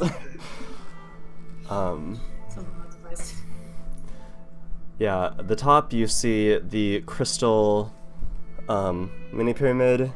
It seems to be shining brightly as ever, as usual. And you head towards around to the lobby area. Let me look at my notes on that. And so on the inside, there, imagine like a large hotel lobby. So on the far end, there is a stone wall of layered sandstone, and there is a waterfall of water just flowing over this wall behind the receptionists. And then underneath, actually, on the floor, you see there's a stream embedded into the floor with glass, or what seems like glass, on top. And underneath this glass, you see a stream of water with koi fish swimming through the floor. And, Oh, damn. and this place is bustling. This is a very busy temple. And you guys go to the receptionist. Okay. She is a halfling lady. She's got her hair in 2 tight buns. She's sitting on a very high stool. As you can tell that the desk height is more for the dominant race, which is humans, but she agreed to you there. Hello, how can I help you? We brought you your next top student. Yes, do you have an appointment? What? Do you have an appointment? I'm going to. Wally, do we have an appointment? Yeah. Wait, did Raylan set up an appointment? No, my adopted father essentially did. Moriarty did. Yes. Okay. Then yeah. Yes. Yeah, we do have an appointment. You were about to try and do a diplomacy check, weren't I was about to lay down that diplomacy check. I was ready. We do have an appointment. I can't remember the guy's name that it's with, but I'm going to pretend I do and say we have an appointment with so-and-so. Who is it set up by? Moriarty set it up, so I know it's one of the top guys. I just can't remember what his name was. I don't believe I've told you any of the top guys' names here. Well, needless to say, Moriarty set it up. So I'm going to name drop that Moriarty and be like, we have an appointment set up by Moriarty of the Grand Library. And she looks at her stack of notes. Ah, yes. Yes, wait here, please. And you can see her mouthing something sort of into the air, and a couple minutes, so the ceiling's about 40 feet up, and now you hear sort of a sound which draws your attention to it, and like the aperture of a camera, this hole opens up in the ceiling, and down comes a corgi, and this corgi is it is literally swimming through the air, and it is just delighted to be alive, I guess, and it's like and you see it goes much slower than it would be as if it were walking. So it swims towards you all very excitedly, and it goes to Argus, and it starts licking your bald head. This must be thy first professor. You made a friend. What? Here, Wally, take it. I don't want this thing.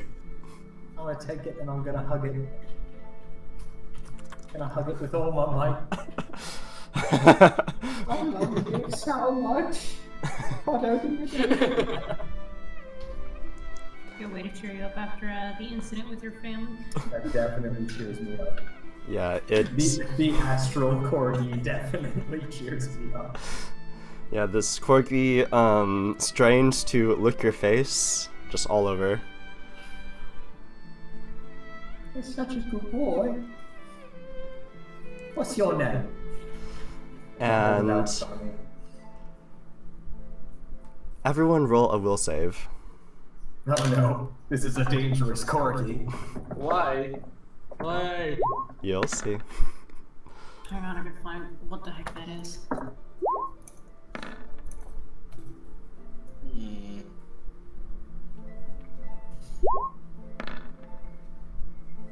Wow.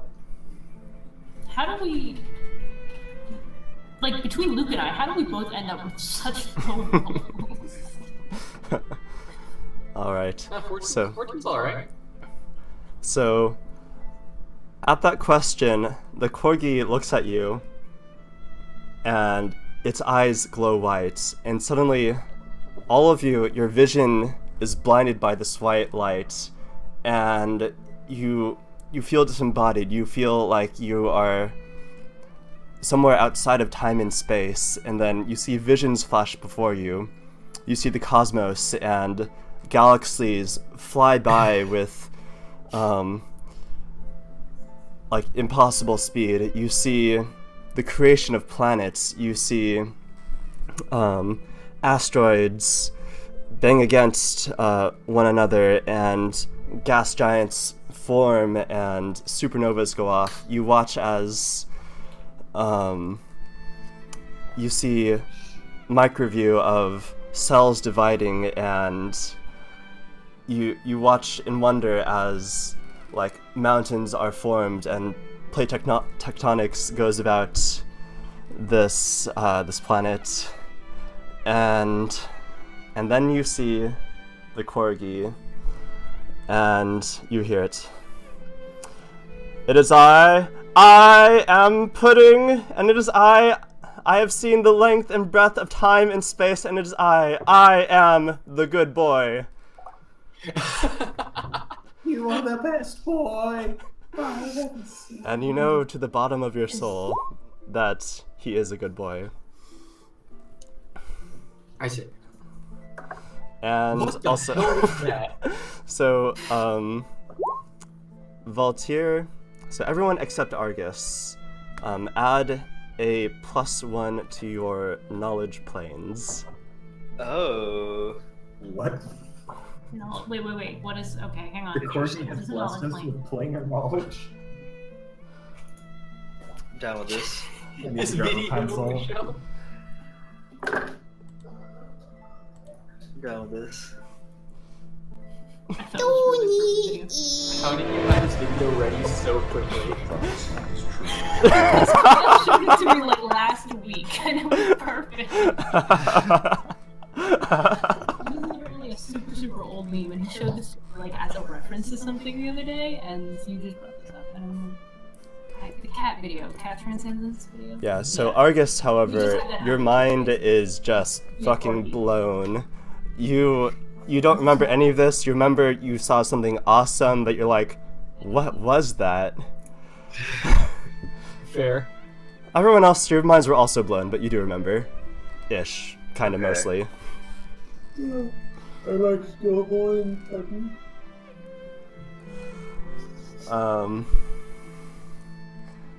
Where's Pudding gone? Cosmo Corgi. Yeah, and then the corgi goes back to licking your face. You are the best boy. Um, Russ, what other tricks do you I have? did not like that. Can you sit?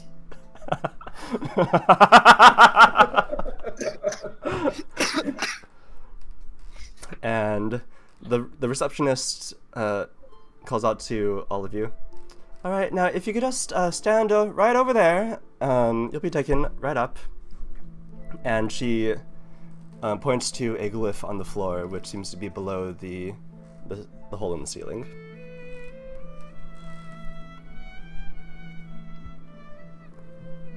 Wait, we're not getting any explanation for that? No. That's Okay. just what the corgi does. Out here, there's no need for explanation. This is Pudding. The best boy. I will just not even question it. Go stand where I was told to stand in this case. My mind is like, oh, okay, I see what I'm in for. Like, let's go.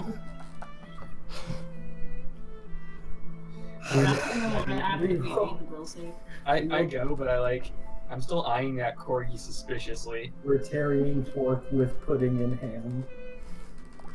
Or I am not letting this corgi out of my arms. Alright, so you guys walk onto this circular glyph, and it goes like, sing, once you guys are up, and you are all lifted together, 40 feet up into another room, and you're in this hallway, and you see before you, so you see, two people in white and black, not robes, but like, this isn't the usual Kunun Cal fashion. This is like very old temple fashion. They're wearing like skirts with sashes about, and this is all in black and white, which are the colors of the holy colors of Nethys, the god of magic. Okay. And their skin is flawless and hairless. It's like someone took an oil painting of like an ideal man and woman and pulled it into reality. The guy has like rippling abdominal muscles and bulging biceps. The female has this perfect hourglass figure. However, they both seem to be wearing animal masks. Everyone roll perception.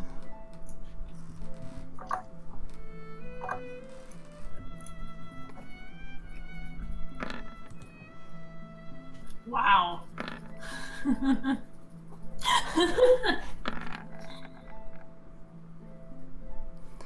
Okay, so Voltaire and Argus, you look closely and you don't think those are masks. You think that that may actually be their face. So from the neck up, the woman seems to have a cat head. It's looking at you. The guy seems to have a jackal head. And the woman addresses you. Ah, you are the morning appointment. Excellent. What? I say, hold on just a second. What's going on with this? Oi, Argus, it looks like we're with family. Monsters from the neck up. Ouch. Shut it, you. I don't even know what the hell you are. What do you mean, human? Your face, what are you? August, you can't just ask people what they are. I just did. That's rude. So at this point, the rest of the party, you guess that these are not masks. Mm-hmm. Roll some knowledge arcana. I got this. You got this. That's not me. Everyone has that per usual. Yeah, so the woman with the cat head just looks at you mysteriously and chuckles to herself and turns around and like, come on. So, Michelle, you believe these... So obviously these are not human, not fully at least. You know that there are certain ways with very powerful magics to transform people, transform beasts into other things. Okay. It is... So, since you are meeting with the Archmage, this is definitely someone who has the power to perhaps create such creatures. And so you think that these are probably created creatures, or like they were born in this state. Like by by the perfection of their bodies, by the strange animal head. You don't think that they were born and raised as human. You think they were just born as this form. Okay. I'm not gonna say any of that to the group. Just gonna be like, Merlin, thou can go on thyself, correct? Thou need not our assistance any longer.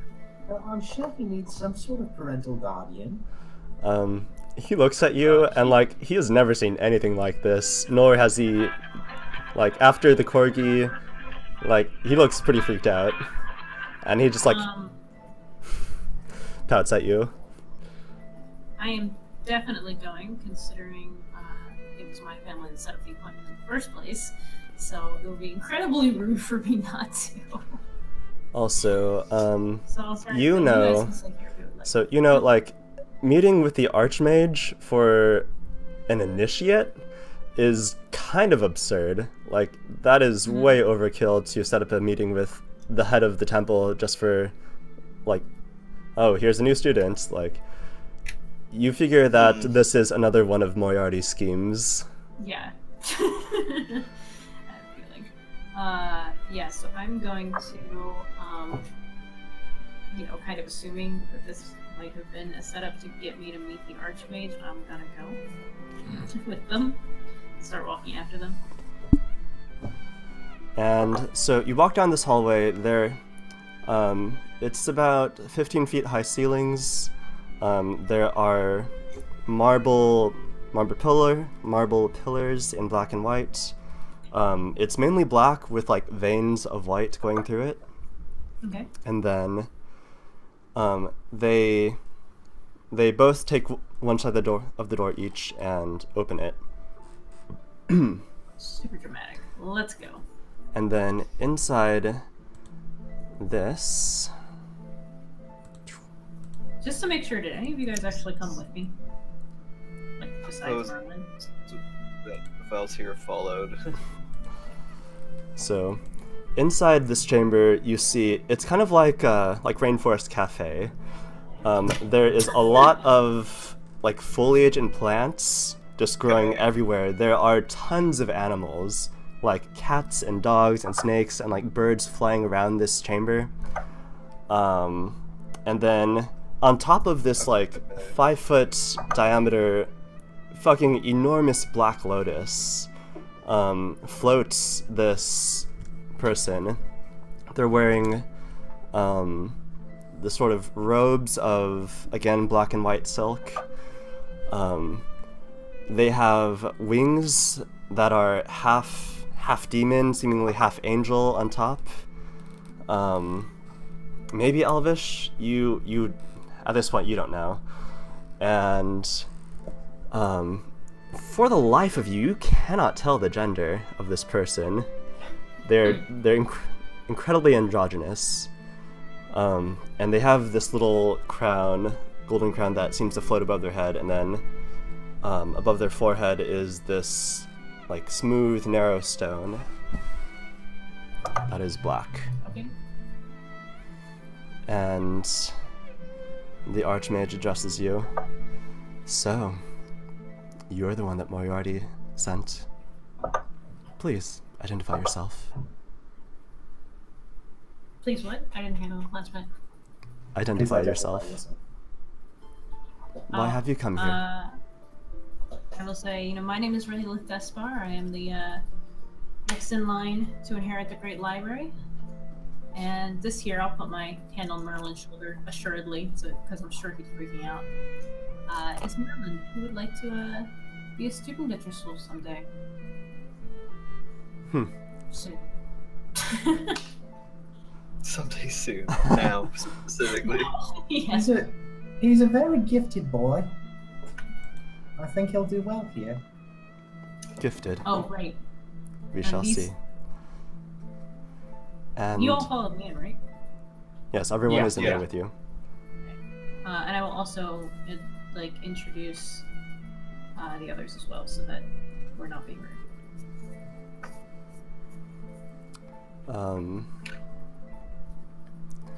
Also, all of you roll a will save. Again.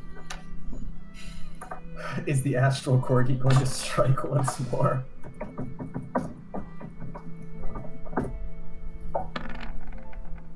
They're all the same for both?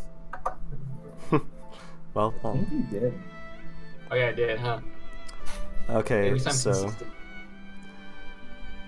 so Michelle and Luke, you don't feel anything in particular. Tyler and Phil, you couldn't lie if you wanted to.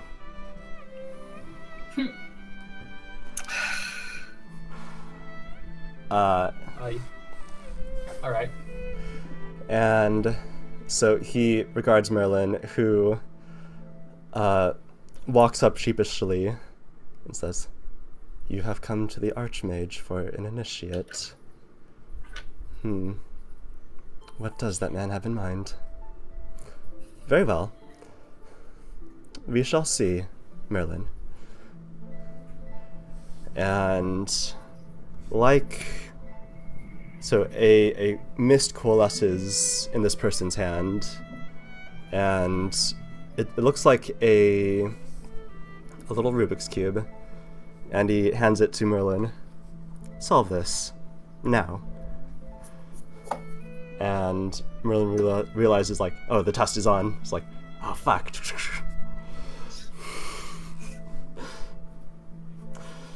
No, Phil, he does. He is not carrying the Cyclex of meta magic in his hand. You wouldn't give that to a 14-year-old kid. No. No. Kid, you want to cast a fireball?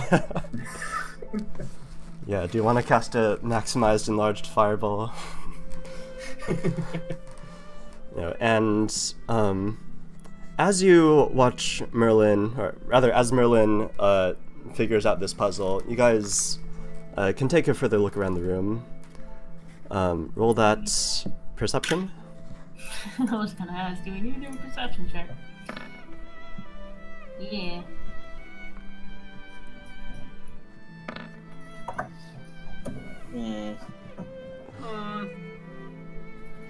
So Voltaire is entranced by this trial, and as he watches Merlin do his thing.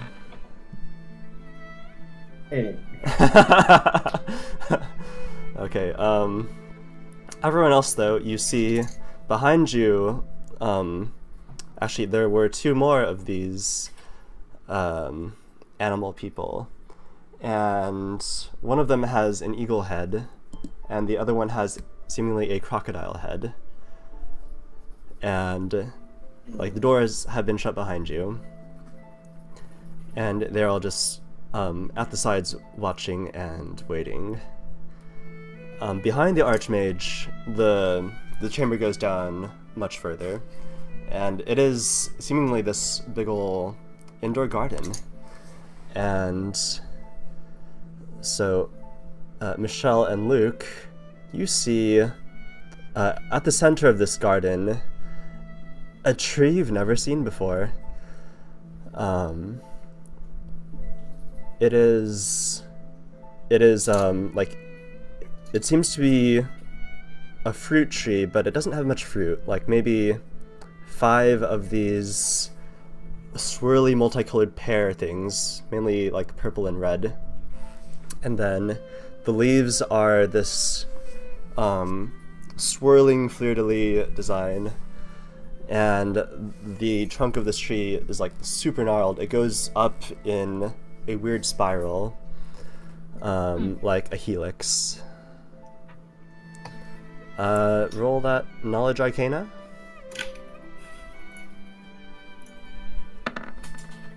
Wow. It's probably some magic tree right there. Who knows? Being the ever curious person I am, I'm going to address the Archmage and say, thank you so much for your hospitality. I really appreciate you being able to test Merlin personally, although I'm not sure that's the only reason we're here, having caught on at this point. And then I'll say, this is gorgeous room that you have set up. I've never seen a tree like that before. Ah, I would imagine not. Is it your own personal design? Yes, I created this tree.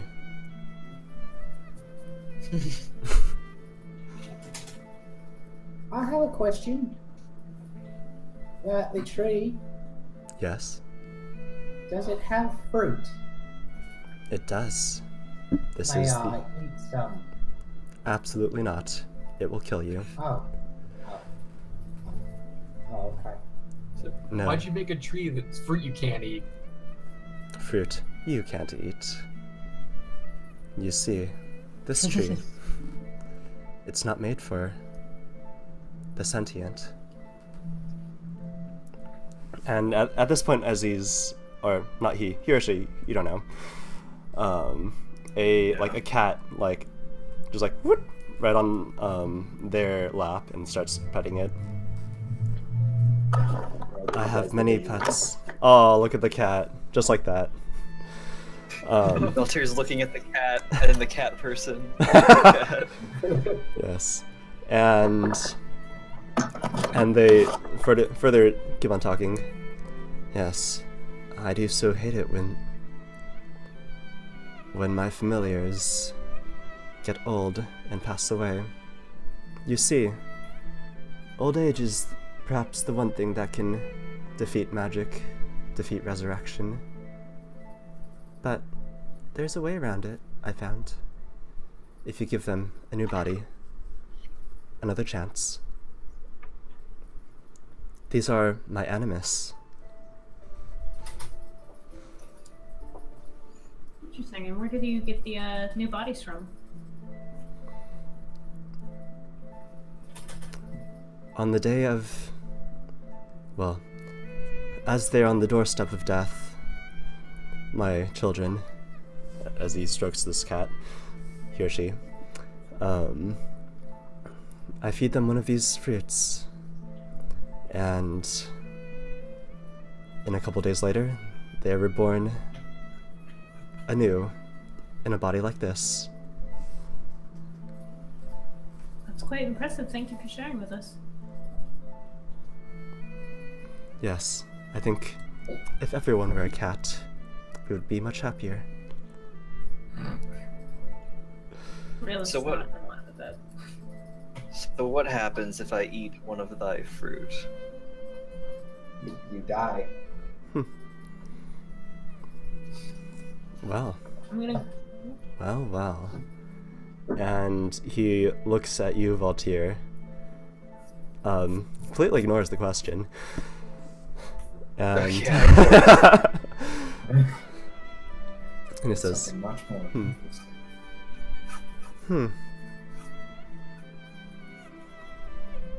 So, wait, so how did you phrase that, Valtyr, again?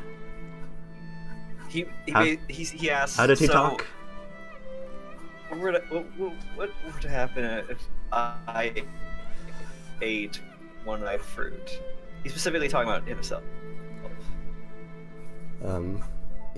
He says, such an odd tongue for such a young face. Why do you speak this way, half-elf? We found him in a hole.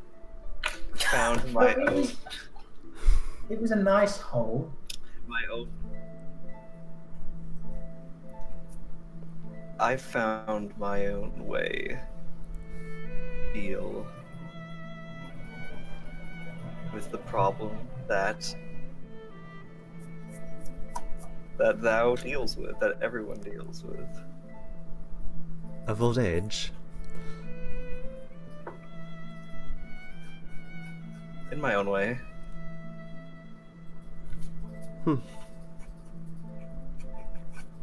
I see. And Merlin... Finish it! And the Archmage is like, oh, so quickly. Interesting. Is it And- really interesting? Does he really think it's interesting? Sense Do motive. you Name really? is Sense motive, bitch. Who knows? All right, yeah, I'll sense motive. I'll fucking sense. Hmm. This is clearly a Okay, celestial well. being that we're talking to. He finds nothing interesting. That's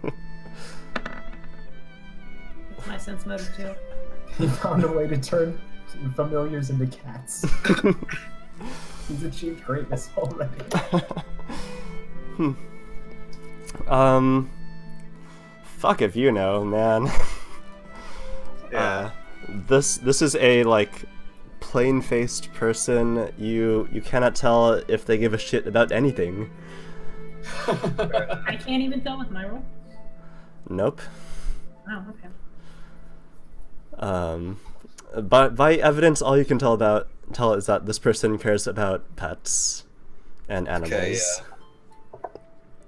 Okay, Beyond that, perhaps it would take great bribery or threat of disaster to make them like do anything Care. to care. And at which point he says, how about this?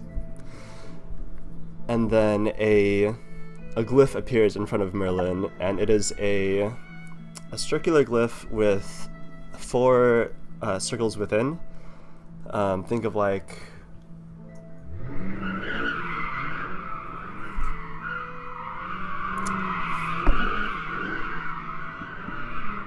What the fuck?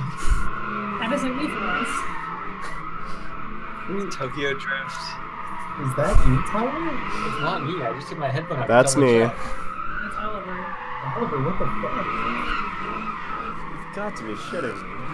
Whose initial view? Someone's doing donuts outside.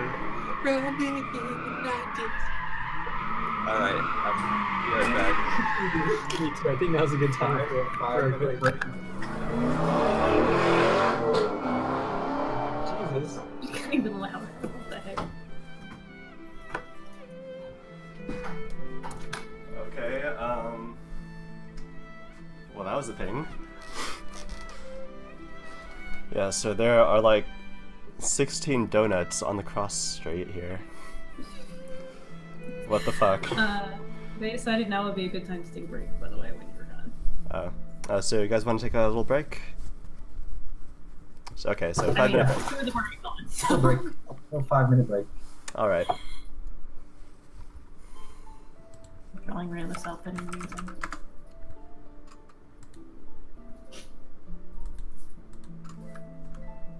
Oh, I found Oliver. So I found a gun shop over the weekend that had this gorgeous replica gun, and I'm going to send it to you if the pictures are any good on Facebook and be like, please, pretty please, can you have this gun be a reward for me at some point? When I do something worthy of it, of course.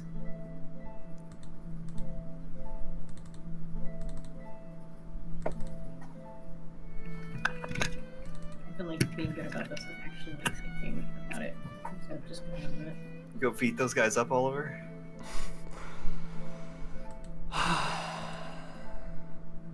Wait, what was happening? So some assholes like to like drive in circles every like month Doing or so donuts. doing They were donuts. doing donuts. Yeah. Dang.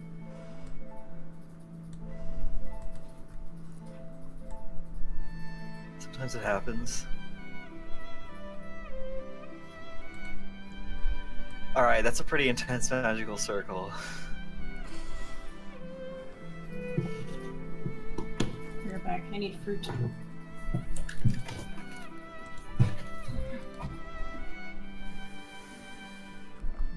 Yeah, that's like a billion. That's like a billion magical circles altogether.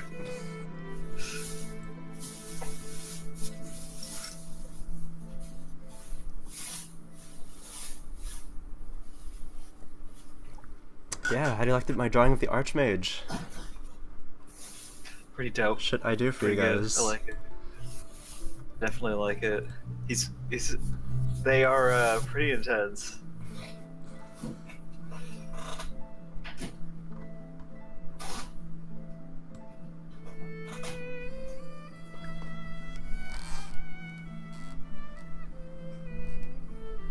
Are those feathers Mm-hmm. on top of the wings? Yes. Interesting.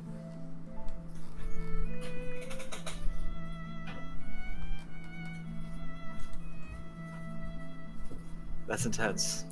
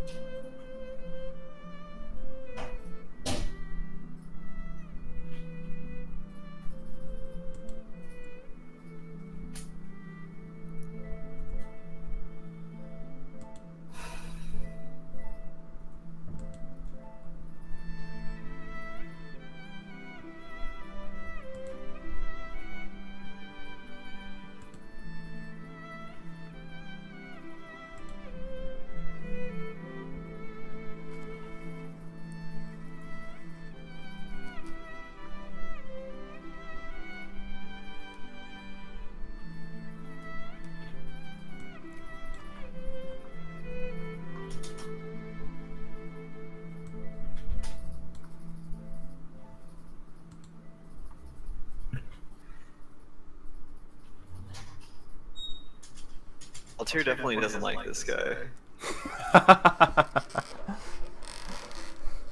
You don't know that it's a guy. Fair enough. Not got a male pronoun, just guys. And this This whole situation. this person. Yeah.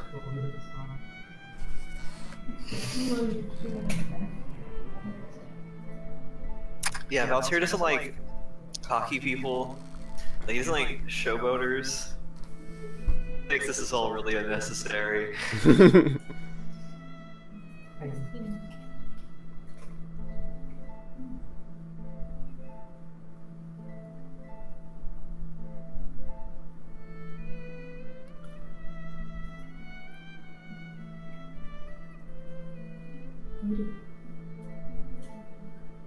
can't hear you.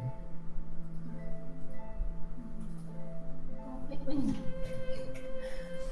You do What's wrong with that? nothing. Is that where your normal thing in there? Yeah.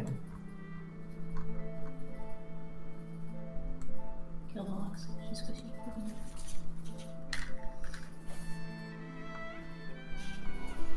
I am back. Alright, just 2 more. Put the gun pictures on Facebook as well as like. And then we can get through like the next quarter of what I've prepared for you guys. Yeah. I feel like you end up preparing so much and then we just like take our sweet time. It's cool. We're savoring it, Oliver.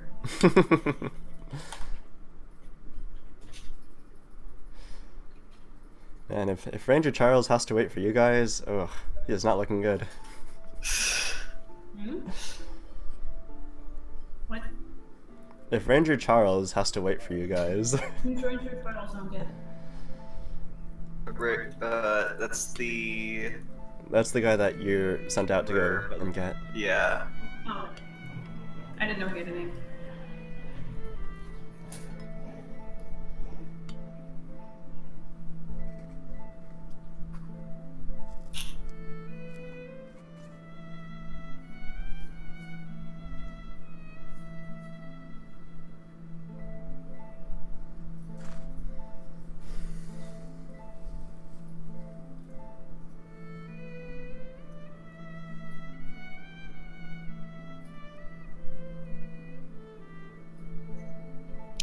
So what was the last thing that just occurred? Other than donuts. He was about to tell you something. Right. Fuck, what was he Oh, about? right. Anyway, so, well, for the people who are here, I will keep on describing this thing. So, before Merlin is this magical glyph within glyphs. Raelith, roll a knowledge arcana. What's this place's acceptance rate? Okay, you recognize this. So there are many forms of magic. There's many forms of making magic and creating spells. This you seem to recall is something called a proof. It is like a formula of how to create a spell. And you also think this is fucking bogus. Like, it takes a trained wizard to solve a proof. And he set up Merlin for an impossible task. As like Merlin is like trying to experiment, and like he's moving, so like as he touches it, each circle will spin on its own plus the greater axis, and then like he can like move it horizontally as well. So it's like this whole three-dimensional circles within circles going on, and like by How does his face look? Hmm? How does Merlin's face look? Does he look like really intimidated, or is he just kind of like intrigued, or? Let's roll some sense motive for that. Sure. Roll No, that I said sense I wanted motive. to see his facial expression. Thank you. He looks quite focused. I'm not rolling sense motive for that, man. Understanding facial expressions is a sense motive. Wait a minute, didn't I get... Seriously? Really? Didn't I roll... Yeah, I rolled a 22 on that. Oh no. I rolled a 17 on the sense motive for the emotionless guy, but I'm guessing that wasn't high enough considering he has no face, basically. What a weirdo. Yeah. Tyler, get back on camera. Why? I'm eating a snack. No one wants to watch me eat. Okay. Hey, nobody. BRB. There are people out there. I mean, yeah, I think there's a market for that?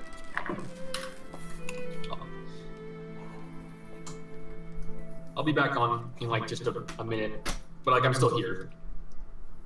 Okay. Oliver is not. Maybe there are more donuts going on.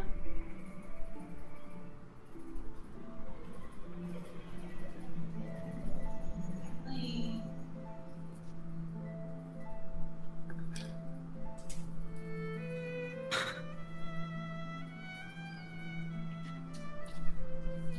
I was about to ask Luke a question, but he's the one that's really not. Never mind.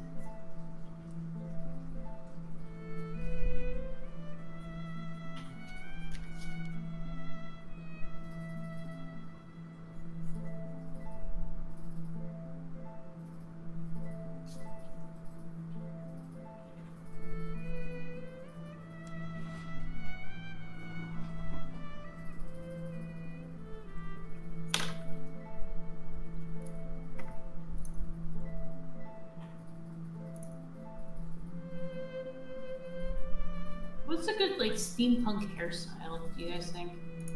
Under a top hat with a gear on it. All right. Hairstyle. It's more like a half up, half down or something, right? Or like curls. I would say definitely curls.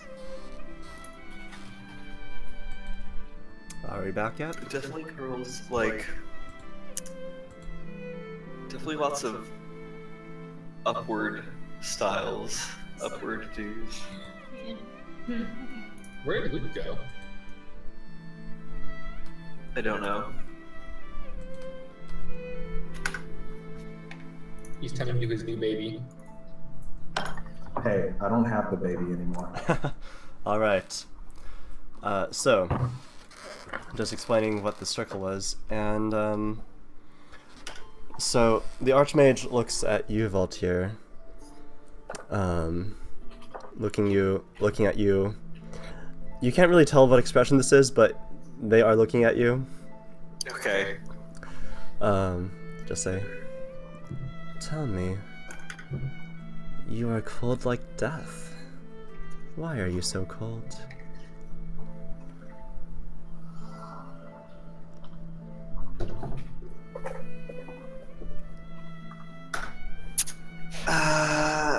Not much on my end. learned to control it. So you I were was- born that way. It seems that way. And where were you born? The small city of Yisham. Yisham. It was once my hometown. Yisham. And at that point, they close their eyes, and on the crown, the stone seems to start emanating a red fiery light. Like, imagine the Eye of Sauron in a crown. Okay. And they start pantomiming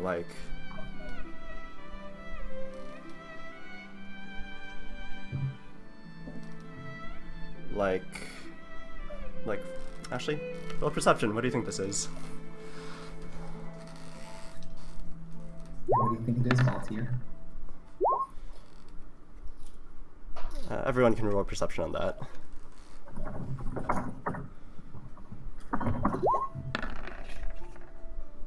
A perceptive motherfucker today. Oops, my shortcut didn't work. Tyler, less so. I got one eye. It's why Okay, you're rolling a one Michelle, with a you one. had an 8. Alright, so,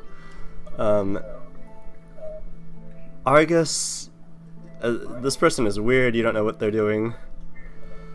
Maybe an orchestra in their mind for some reason. And then, everyone else though, it seems to you that this person is pantomiming, taking out books from a library, flipping through them, looking at scrolls Interesting. that are not there.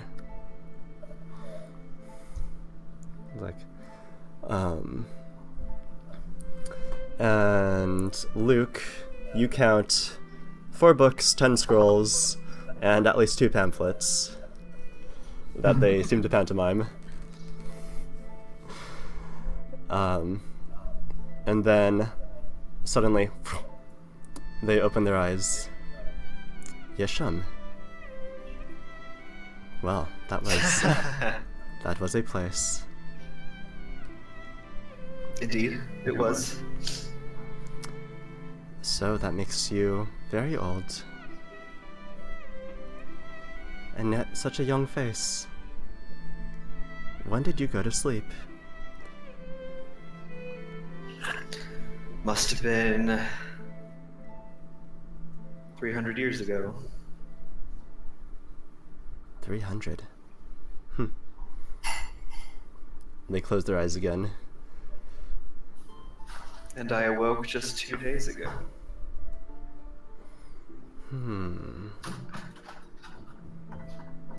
Yisham.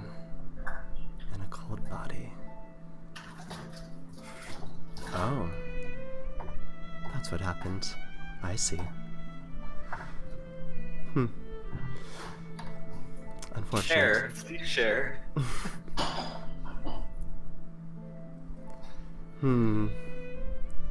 You Thou would be. holds facts over my own life.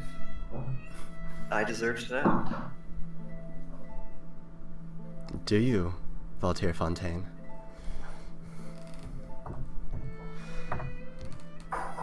More so than anyone else.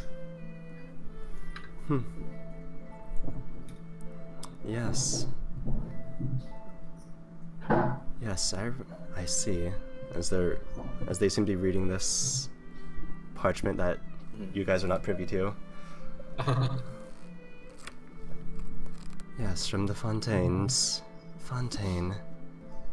What a strange word. No. Yes.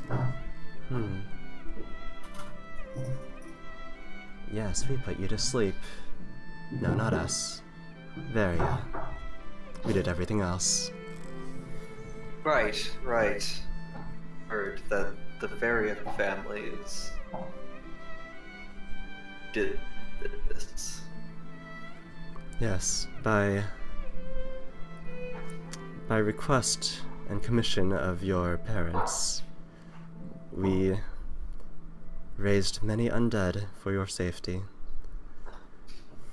We hid your sleeping place forever and tried to look for a cure of the black blood.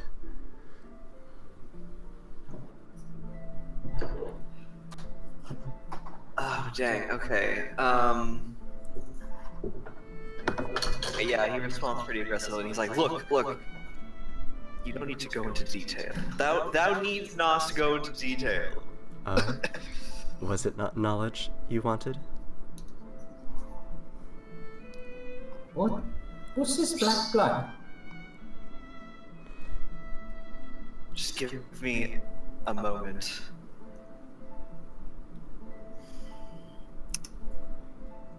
You seek knowledge. I care not if the others hear, if I know what is going on.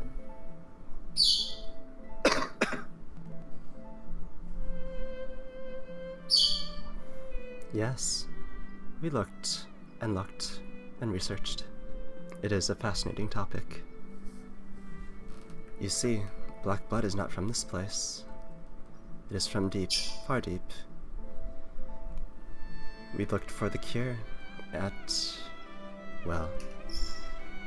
we can no more rip this from your body as we can the magic of a sorcerer, or the human from a half-elf. The only cure is death and rebirth, to be reborn entirely into a body that is new. But there's no guarantee that your new body will be any less reprehensible. The cure for the other thing, But though, thou does have a way. there is a way.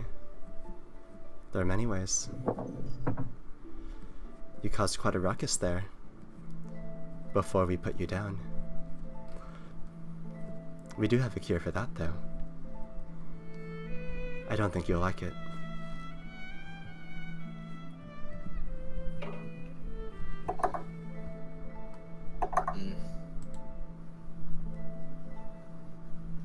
Valtir turns to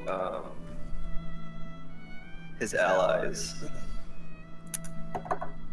Look, I spoketh of a mutation.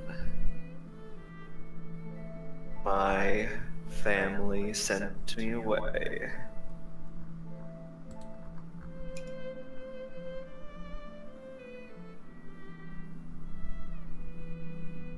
I am unsure of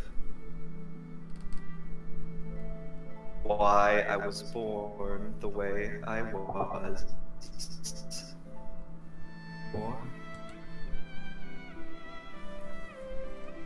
I search for an escape. Not know what is wrong with me, just that there is wrong. There is darkness. And he turns back to the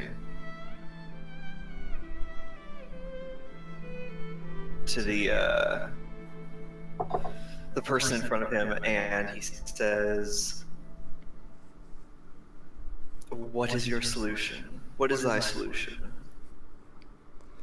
Well, the solution to your rage... we have tested this many times, hundreds of times. It always works. Go to the Eunuchry of St. Brigid. They will fix you. I'm rolling up. Okay.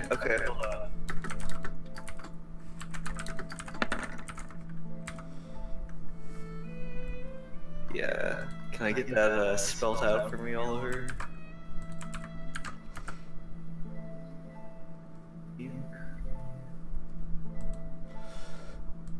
St. Bridget. Basically, they're gonna cut off your penis.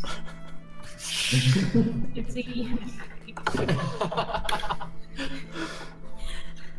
I don't even need. I did the knowledge check just to find out the history of the place, but I don't actually need it to know what the heck it is. Yeah, Valtier pretty much immediately, he's like, I see why thou assumes I will not like that solution. Well, most people don't, but there are a few that appreciate it in the end. Well, they certainly are more serene. Wait a minute. So, theory question. Technically, I also have rage powers. So how is it that chopping off Altier's penis is going to solve his issue? Balls specifically, not the penis. I was thinking the whole system, but yeah, that makes more sense. He's gonna become one of them eunuchs. I mean, they definitely could do both for you. They will certainly do both if you want. Well, your story arc is done. The next character. Is that your knowledge? Is that knowledge? For the Of how that would work? I mean, you could take your pick. It's going to no, just to the place itself. Like she kind of guessed this from the name. The history of the eunuchry of Saint Brigid? Yes. Okay, well, when you capture enemies in war and keep them as slaves, you don't want them rebelling or doing anything with your women. So this institute was created to keep these prisoners of war in line, and they have had business ever since. And let me guess, they're in high demand in wealthy households to keep track of anyone that has multiple wives or lots of women in the household. Yeah, if you have what could be considered a harem, then you will certainly have your slaves be eunuchs. So basically, we're in China. Got it. Right. And then the Archmage continues. Yes. And you're right. The black blood is a taint, not from this place.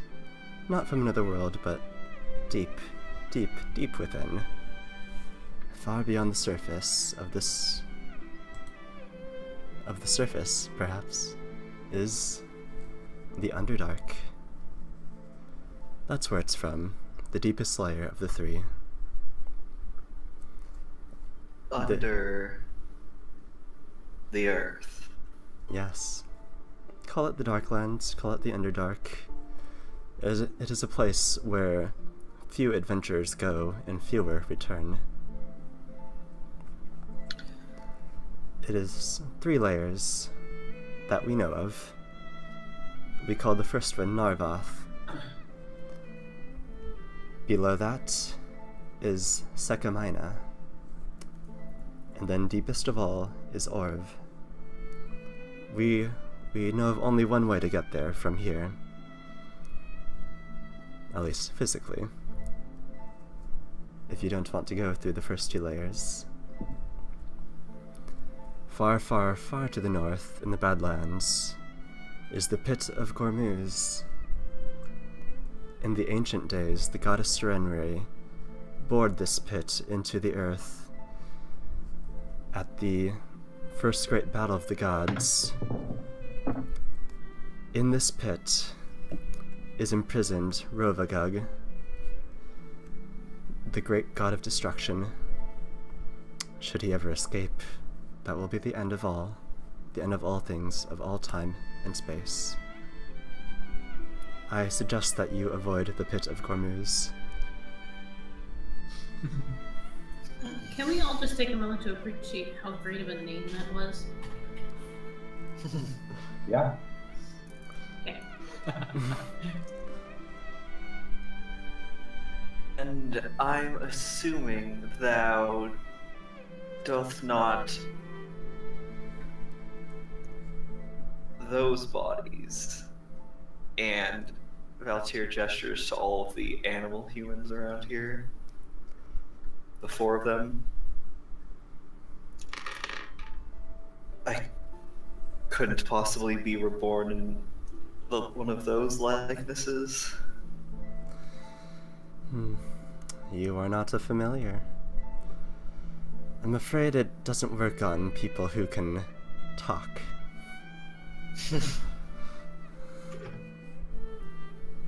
Though I've tried. Nasty results. Unfortunate. Oh, wow.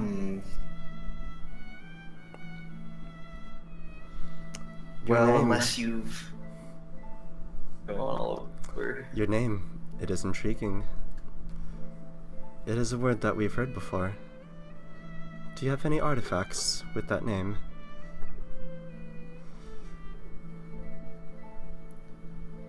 Artifacts, and he takes out his great sword. Shows the Fontaine family name on the hilt of the sword. And they reach out their hand, and it slowly lifts from your hand as well, and floats Alright. towards them. Unless you don't want it to. But so they take your sword and put their head against it, and like they seem to talk to it. Like, tell me, what is your story? And this person seems to go into a trance. Meanwhile, Merlin is making surprising progress on this glyph here. It seems that 2 of the 4 spheres have turned from the original red color into green. And so you can tell, so like from the inner circle there seems to be like 4 lasers shooting out from the center, and then when it hits one of these other spheres and like mini spheres, they like interact in certain ways, and he's like meticulously redirecting the light of the laser into designs that you can't tell what he's doing. And then the Archmage opens their eyes again. Yes, this one has traveled a very far place. From Orv itself. The river Fontaine that flows with blood as black as the ones in your veins. Half-elf, I wonder how much Drow there is in you.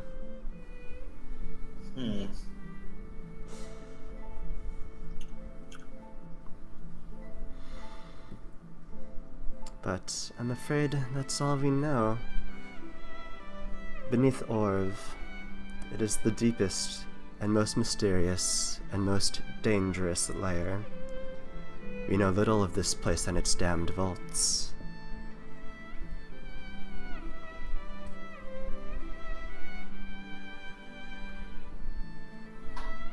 Here, have it back. Treat her well.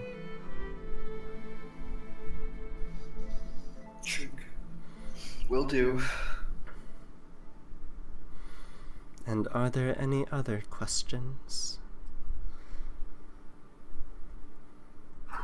Anything else you need me to look at?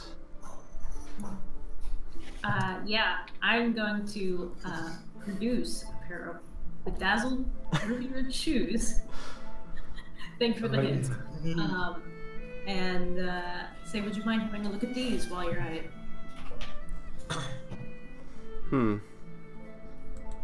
Well, these are most fabulous, aren't they? And it floats above in their hand like a display, and the light hits the rubies and it gleams brilliantly. And they say, yes, this enchantment is much easier to recognize.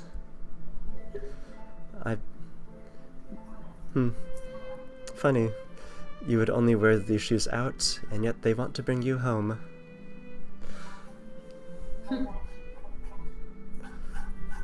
They require some attunement. You'll need to wear them for a while for them to work for you. What do they actually do, though? There's a light enchantment. I won't bother looking. But, the heavy one, I identified the spell. Let me bring up that spell for you.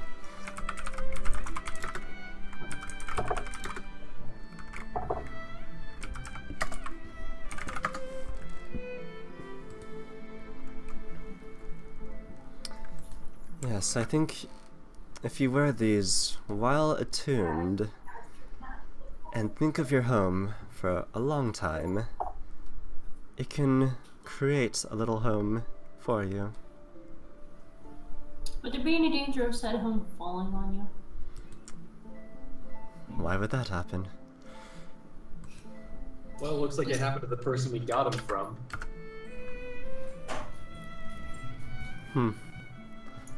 Well, it will... For the spell to work, you need adequate space around you. You need 20 feet clear in a square. Perhaps if you try to activate it in, I suppose, a forested area, it will have to conjure the house not on the ground. Oh, I see.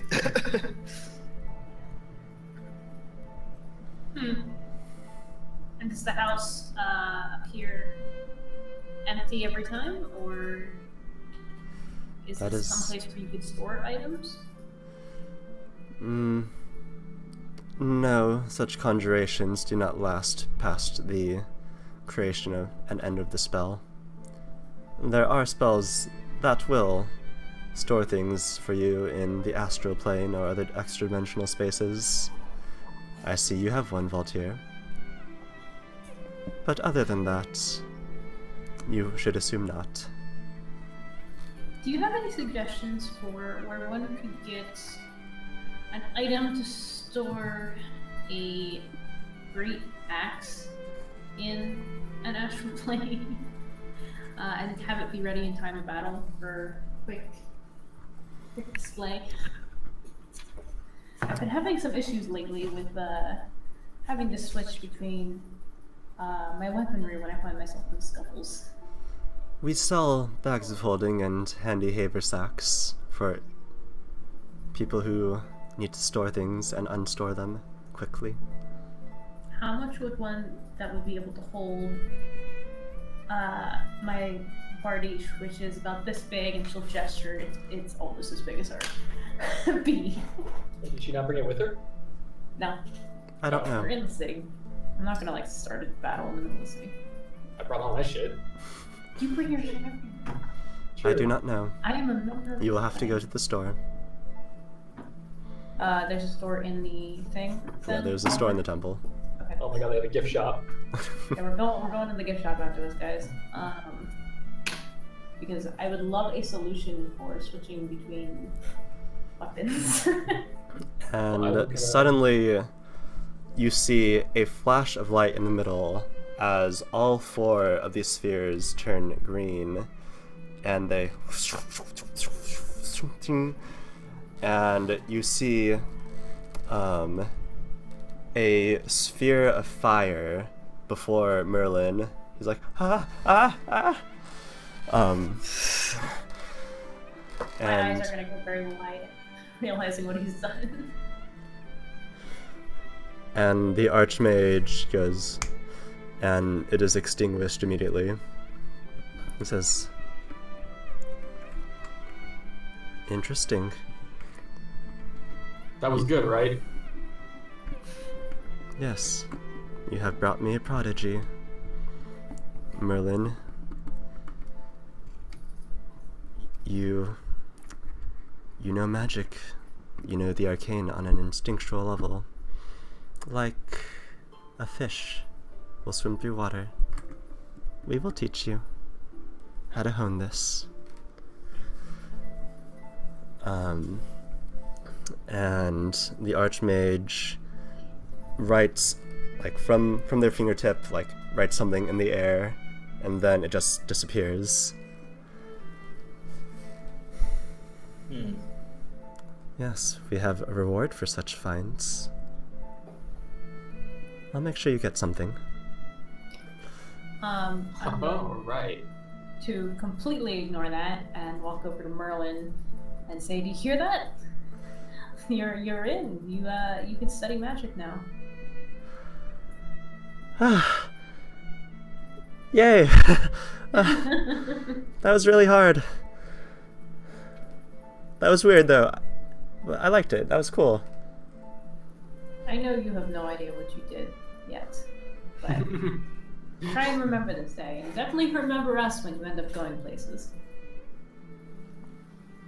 Like he could forget us. Seems that was a natural. I suppose it would be kind of difficult to forget a human spike ball. Yeah, and within a couple minutes, you hear storming through the halls is a man. He enters the entrance where you came from. It's like, and the animus, they open the doors and let him in, and he seems to be like a middle-aged man, tan skin. He's got a fur cap, none of the brim or like conical hat that you would expect from a wizard. So long beard, goes like. He's wearing colorful clothes. He's got pants on, and then a robe that is not closed, an open robe, with a tunic shirt underneath. And he says,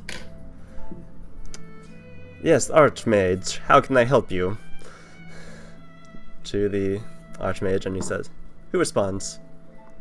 "Rasputin, I have an apprentice for you. This is Merlin. You will teach him well." To which Rasputin, he looks at Merlin and is like, "What? Apprentice? What?"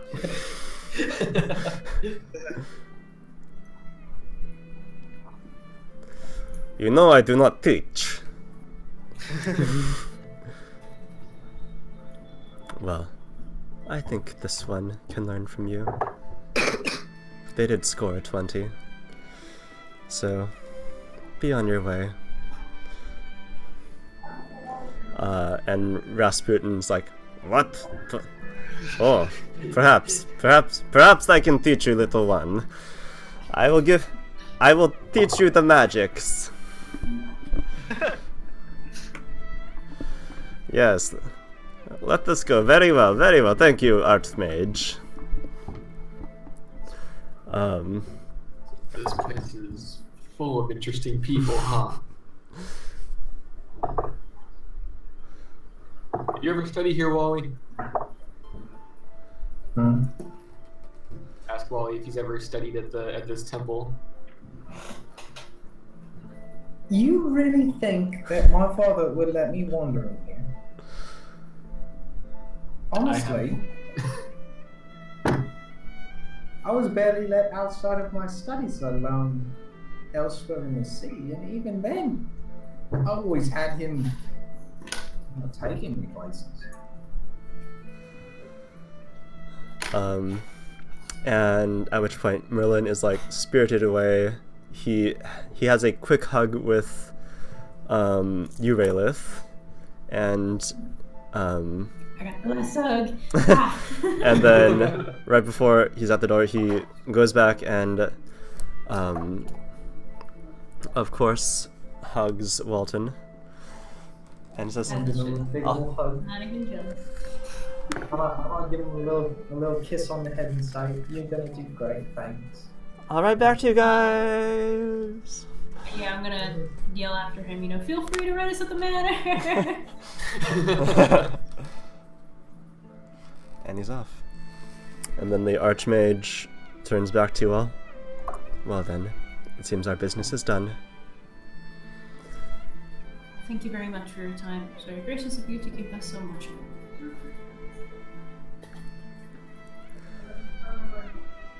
Yes, and Raelith, as it occurs to you that the Archmage was reading scrolls that were not in his possession, like directly into the library, you think to yourself, wow, you know, this person seems to have all this knowledge at their fingertips.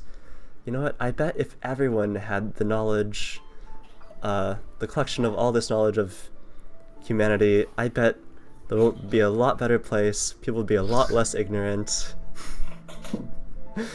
Everyone had like. See, I would love to say dimensional that that's indexing. probably what I think. Maybe. But, like, at the same time, nobody's actually gonna read this stuff.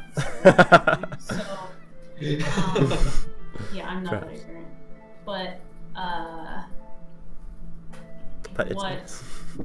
If only. I would like to return to the Archmage and say, is there anything you would like for me to convey to Moriarty as we go to see him?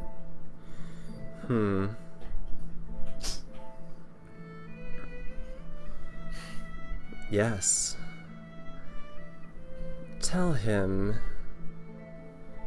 we have found the fourth. That is all. Okay, and I'm not even gonna bother asking because I'm sure he will tell me eventually. And I will give him a I'm gonna address. I'll give him a curtsy instead of a bow this time as an address, and turn to leave, and then look over my shoulder and say, I'd love for you to teach me the trick of reading into the library from remote locations sometime, though. If we ever have a chance to meet again, that would be They regard you impassively. okay. Always worth a shot, man. Yeah, and at this point, the corgi swims back over to the Archmage, who produces this little bone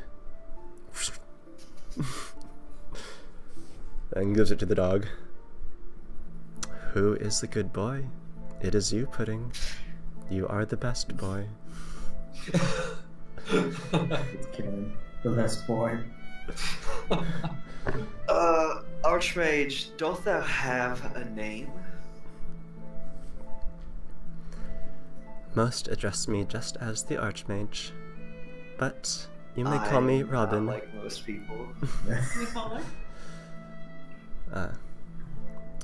Some call me Archmage Robin. Ooh. Pick a genderless name. Of course. Of course. Now, So off you go. No, Walton. Till next time, Robin. Walton has a question for the Archmage. Better ask it then. Archmage? What do you know of the Fosters?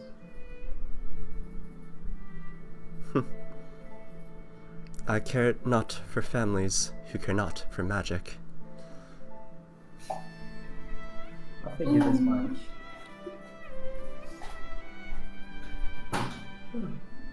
Well, in any case, know that the youngest son sends his regards. And with that, I will leave. And you guys go back to the dais, and you are lowered back down into the lobby of the Temple of Nethys, and above you, like the closing of a camera, these apertures like, and then like the ceiling just like, and then you cannot see any seam or otherwise breakable surface. Back to the chambers. Magic. And so you're going to look for the gift shop? Let's go to the gift shop. Yes, please. I want to see if they have a reasonably inexpensive holding for 50x. Let's do this.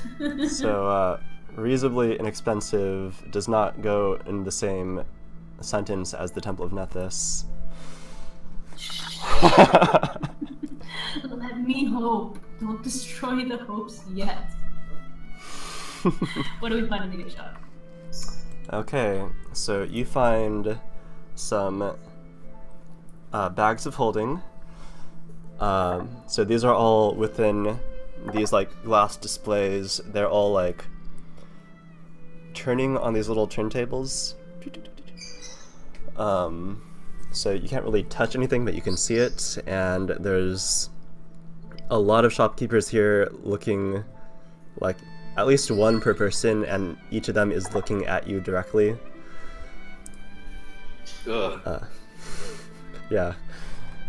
So you find scrolls of various level 1 spells, you find bags of holding, you find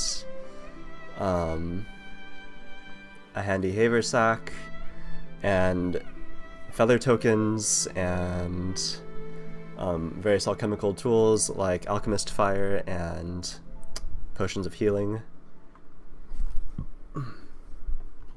So you look at the price for the bag of holding. It's a good 2,500 gold. The handy haversack you see is 2,000 gold pieces.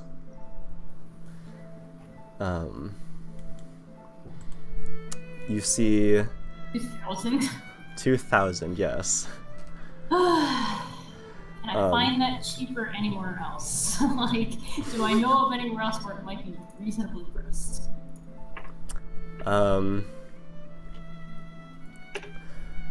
Roll knowledge local.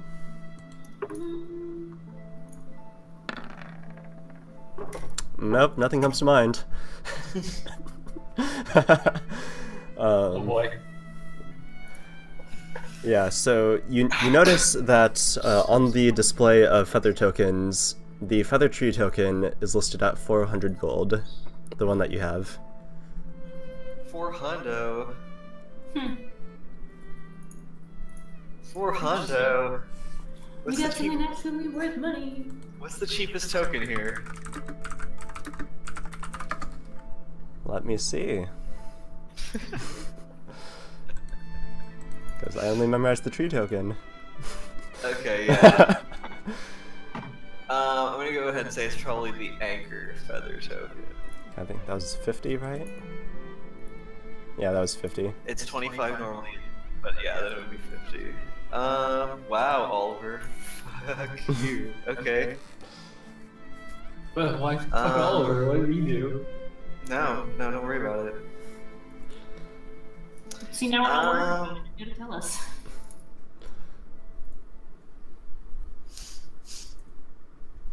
$50.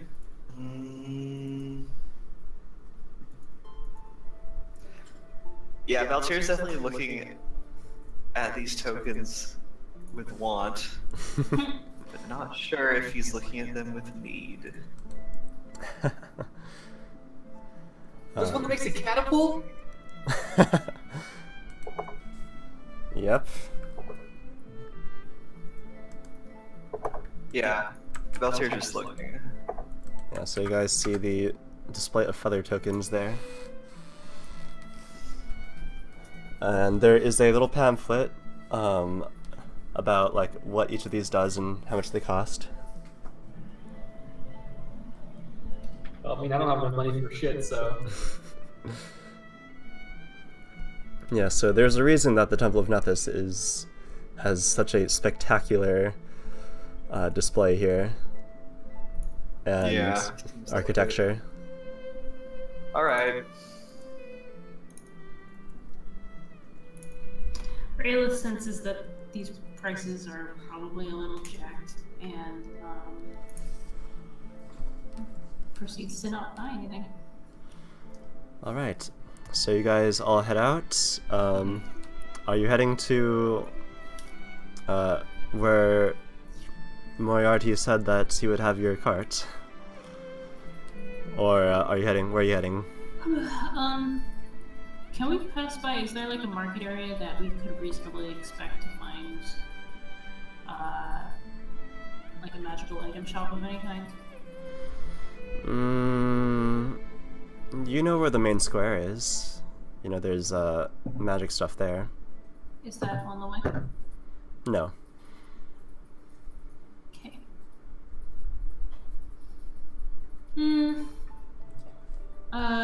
I'm gonna turn to the group and say I would like to take one last look around the main square for any supplies that we might need for the journey. But considering how far out of the way that is, it might be prudent to do that after we get the wagon. Sure, whatever you want. You know, anything beats hanging out at that temple any longer.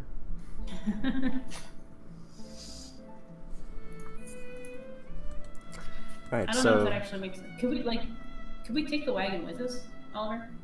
To the main square, or that just be... So what he said is carriage. So like you guys are gonna have a carriage with someone to drive you to the last known place of Ranger Charles. So it probably wouldn't be that weird then. Yeah, you'd probably want to go to the square first, but at this point you know that you've kind of gone over time on when they would expect you to be there. Alright, so yeah. I say we go to the carriage first. Alright, you head over to the library, and on the side where there's like places to put your horses, you see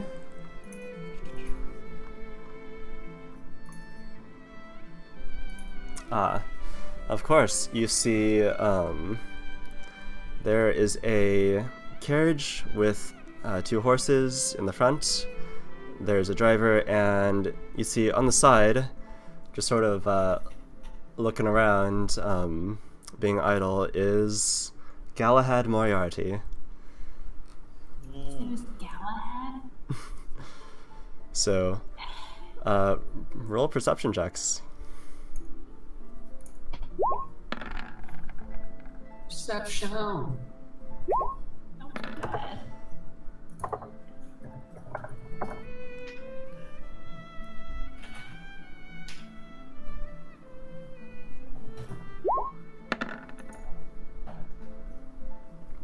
Okay, so this knight, he is an elven knight. You see he is pretty handsome, actually.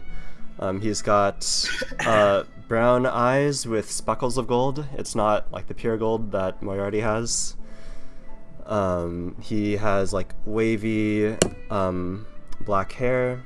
His armor, like, it is this silver armor with overlaid like very fine little tinctures of dragons and other great beasts, pretty much all around. This is very fancy armor, and the inlay is in gold and silver.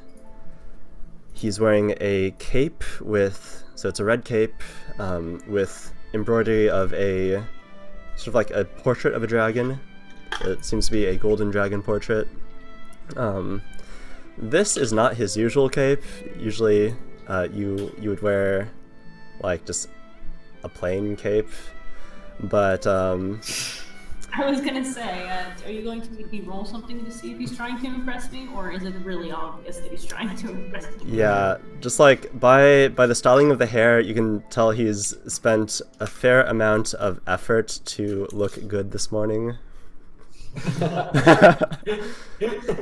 Alright, I really hope he's coming with us on the trip, and I'm going to do my utmost best to, like, bring him down, like, tone him down. And Argus, so you've seen this kind of man before, this kind of knight. He seems to he has a look of virtue about him. You can tell by the stance and the general demeanor that by the strength of his virtue, he is perhaps gifted divine power. I unplugged my headphones and I can't hear you. Sorry, one moment. You see a paladin. And there he goes. There goes Tyler. I'm sure that was a wonderful explanation, but I caught like a half of it. Okay. See a paladin, and he's like, "What up?" Yeah, and he's virtuous and he looks fancy pantsy. No, Yeah. he's looking to wife somebody. Okay. You right now. Why? And suddenly he notices the group approaching. Ah, here you are. Lady Despar, I hope your mornings has been good for you. How's the business at the Temple of Nethys? It went remarkably well, actually. So much so that it's inspired me to, how long did, hang on a second. How long has it been since I've seen him? I know I've met him. So, it has been 9 months. So, in this So society, his looks don't surprise me or anything. Okay. no, he is as handsome as ever. Well, more so today. Actually, no. The last time you saw him, he was also incredibly handsome, because the last time you saw him was at the ball, which your grandma has forced you to go to. Wait, okay. Can I have my history of my relationship with this person, please? Okay, Like, so cheat sheet. So in this society, courtship is done through like arrangements. It's done through balls and letters. They don't just like ask you on the street like, "Hey, do you want to go out?" At least not if you're noble. So this is why you have so much mail, like to start a correspondence, and then the place where you would like formally meet is at various balls held throughout the year. So like 9 months ago was the King's Ball, where everyone's all gussied up to formally meet each other and start a correspondence. It's like, oh, I've heard so much about you. When like, you've researched each other like ridiculously. But would that have been the first time I met him then? No, you've seen him before, through Moriarty just doing regular business. You haven't seen him much. Only now that you've turned 60 does he seem to have popped up with any frequency. I'm sorry. It literally just clicked the number that was in there. Right. Okay. Yes, the nubile age of 60. Mhm. But Okay. but he is as much a gentleman as his grandfather, and has taken this slow as elves do. So I have to break. Okay. New challenge. All right. So, yeah, I'll say what I was going to say before. So, basically, just it went rather well. We have unfortunately lost one member of our merry band, and I'm sure he'll be missed. But would we have no long? Oh, did they die? But no, Voltaire.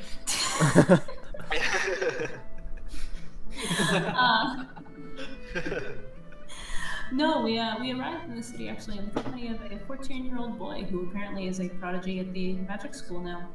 So he'll be missed, but I'm certain when we see him again, he'll be an amazing person. He'll be able to do spells real good. Yeah. Oh, that's What's his fantastic. name? What's this guy's name? I'm sorry. Is it Galahad? Yes, Galahad. Is this a reference to something? No. Are you really gonna? Come on. Galahad. Come on. Galahad is like a common. Galahad's just a name. Just a name. What's in a name? I really wanted to, and if you do the same personality, I might have issues here. Okay.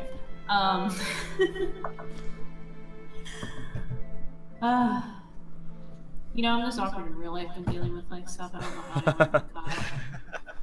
Yes, well, I've come to see you off. You And won't be joining us? no, I'm afraid not. Oh, would you like my help? Sure, why not? Would you come along for the ride?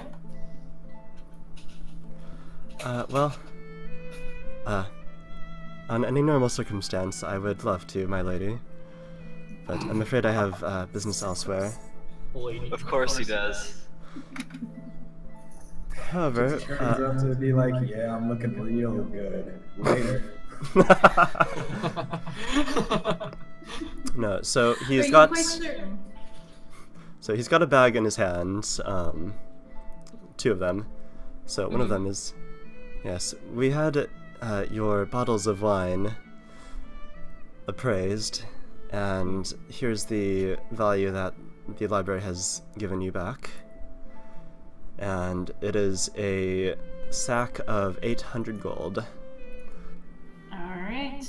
My word. I'm going to ask, how much is here, and when he says 800, I guess, I will turn to Argus and ask if he can divide it up for each of us. Trust me to fucking count. I do actually trust you to count. He's got one eye. I trust you to ask for help if needed as well, because you have.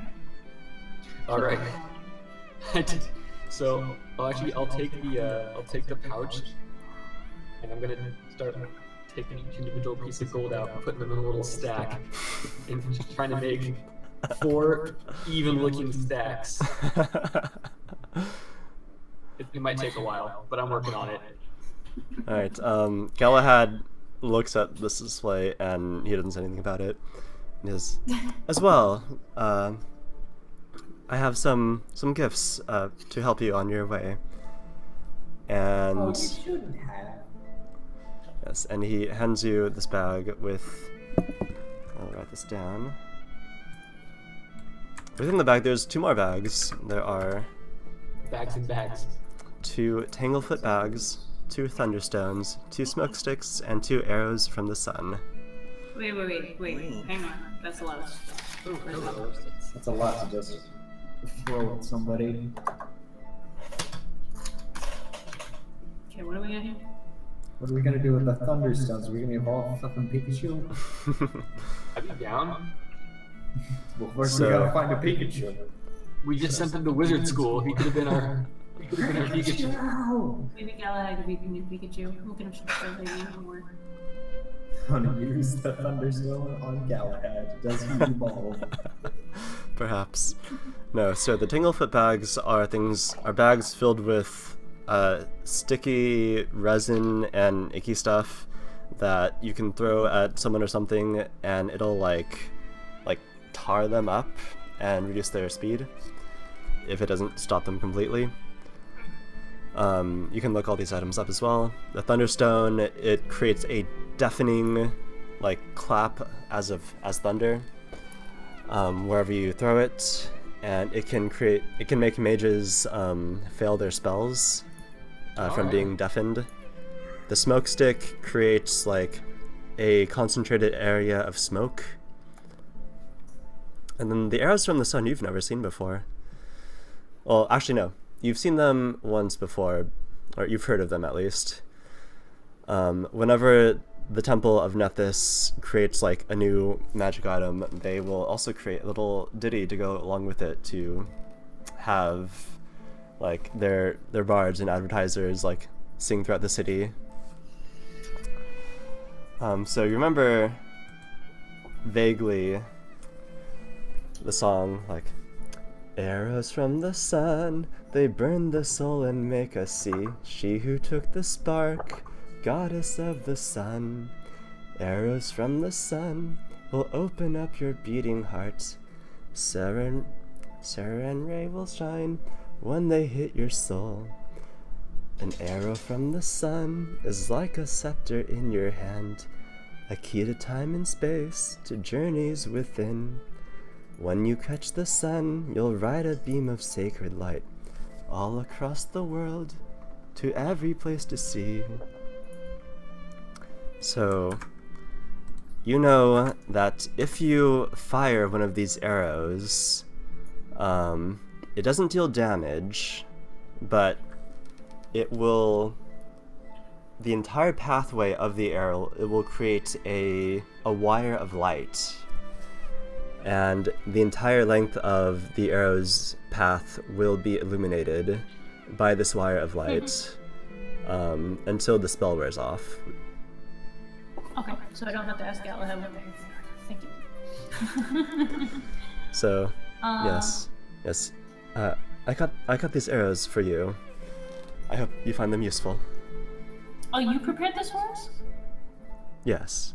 Well, the arrows are from me. The others are from grandfather. I appreciate your addition. Thank you very much. I've never actually had the opportunity to use these. And I'm sure at least one person in this group can handle a crossbow, even if it isn't me. Next time, if you ever see a couple of scorching bullets or anything like that, can you pick them up for me?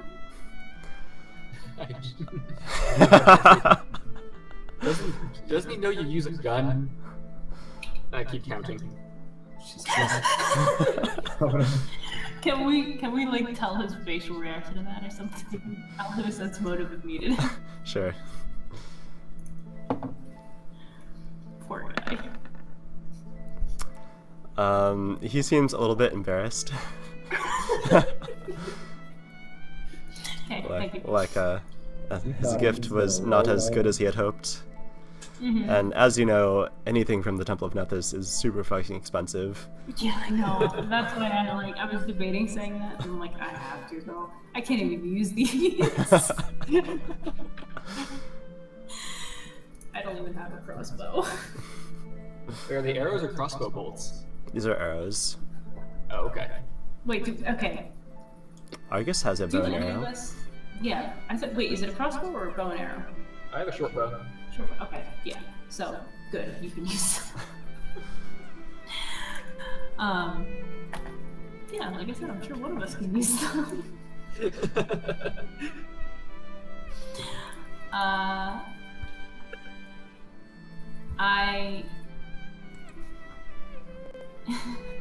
do I soften the blow in this case? You Well, just I- mentioned that you use a gun. Well, I won't I won't keep any more of your time. The driver here will take you to the last place that we knew that Charles was. I hope you can find him. He was working on some interesting things.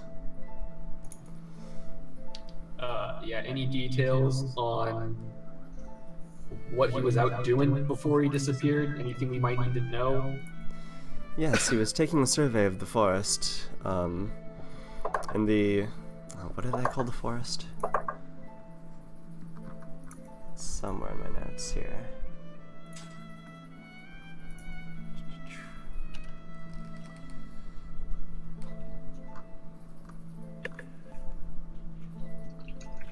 Yes, well, there are some new creatures recently discovered in that section of the forest that we sent him out to survey. I hope they were not too much to handle. What kind of creatures? Well, there's the snakes and the lizards. Very big lizards. It seems the bison migration has been diverted in recent years. So we'd like to know why that happened.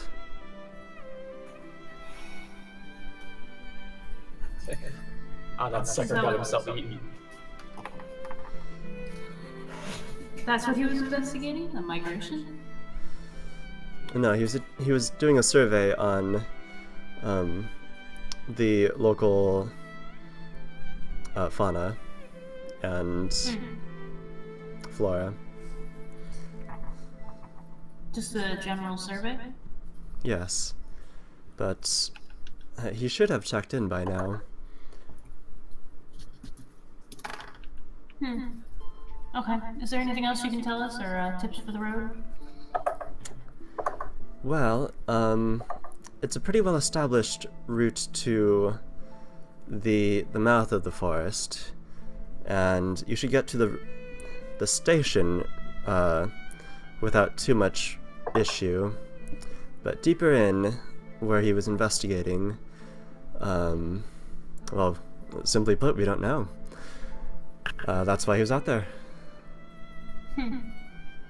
All right, I guess we'll go and figure it out as we move along. And Rayla's going to actually step up to Galahad and like take his hands and say, "Thank you again for coming to see us off, and I do appreciate the arrows, especially. And I hope your work gives you an easy time." Are you wearing any rings? No, I'm not. Okay, so he kisses the back of your hand. And says, "Very well. Safe travels." Until next time. And he leaves the party. And then the driver looks over the chair and says, "The hell you guys have been doing all this morning? I have been waiting for hours. Let's get the show on the road." Is this a driver I know? No. No, you've not met this guy before. Someone's got the right idea around here. Yeah, let's get going. Everybody in. Wait, are we at the house? Quick question. You're at the library. You're at the library. Library. Oh, okay. I'm going to... Did somebody... So... Well, you're outside Can we the assume that I library. give instructions? Yeah. That's what I was going to ask. Is my accent around? I'm going to assume I would have left instructions to be like, hey... Yeah, sure. Your Maybe I'll axe see her is... maybe. You guys have all your belongings and stuff inside the carriage. Okay.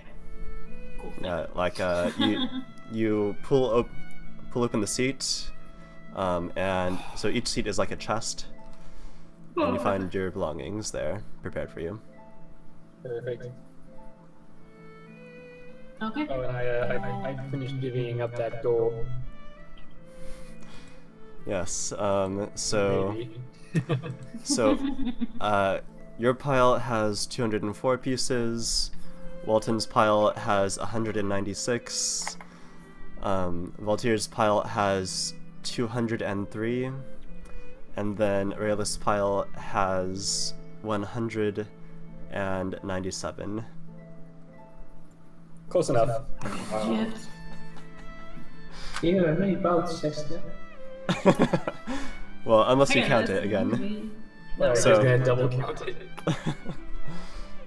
I trust my friends, By the way, man. you know, we never actually did. We ever pay for what we bought at the tavern?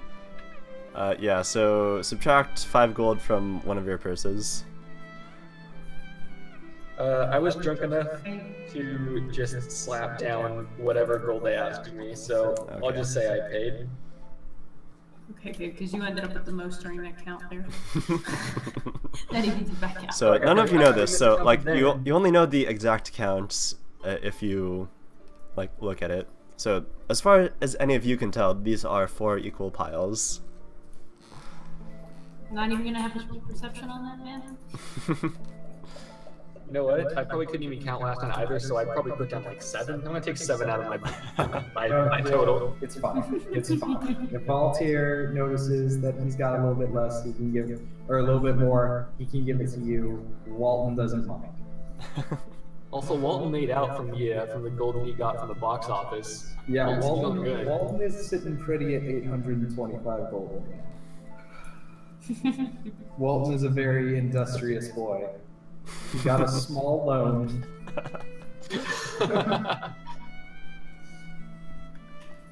So the driver introduces himself. "Hey guys, I'm Tommy. I'm gonna drive you out there, then drive you back. Though don't expect much fighting from me.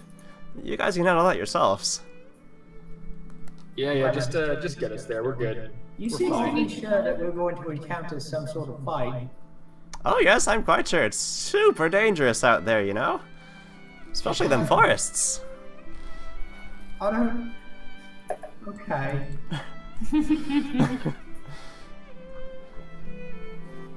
I guess you'll keep me safe, right? Always do. Right. Let's go. There we go. Yeah, so you guys leave through the...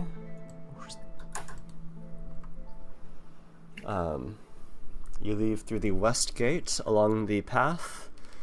You guys are inside the carriage, so you don't really see a whole lot out there, but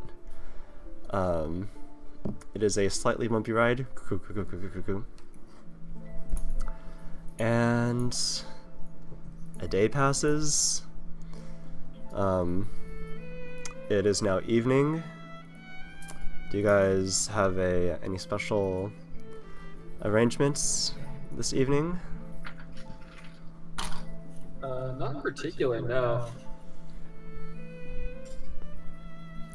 Okay, Special? What do you mean by special arrangements? so do you set up a fire? Do you, rather, do you guys want to have another campfire cutscene? No. Well, I mean, should we have a fire even with the carriage there? Or is it is the carriage pretty secure? It seems like a sturdy carriage. Probably not something that you would want to sleep in, at least not more than 2 people.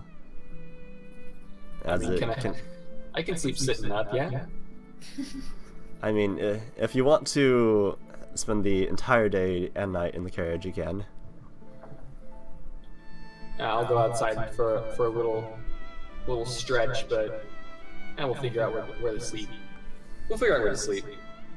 Yeah, we'll just keep going until there's no more sun, and then we'll set up camp. Can I sleep on top of the carriage? You can. I'm absolutely gonna do that. You're gonna roll off in the middle of the night. I mean, maybe. Alright, so it is evening. Tommy says, you know what, I'm gonna give the horses some rest now. You guys should rest too. Who has... Do tell me. Actually, who actually has food on them? Walton does not. You don't have any rations, my friend? Walton did not buy any. Oh boy. Walton thought Argus would take care of him.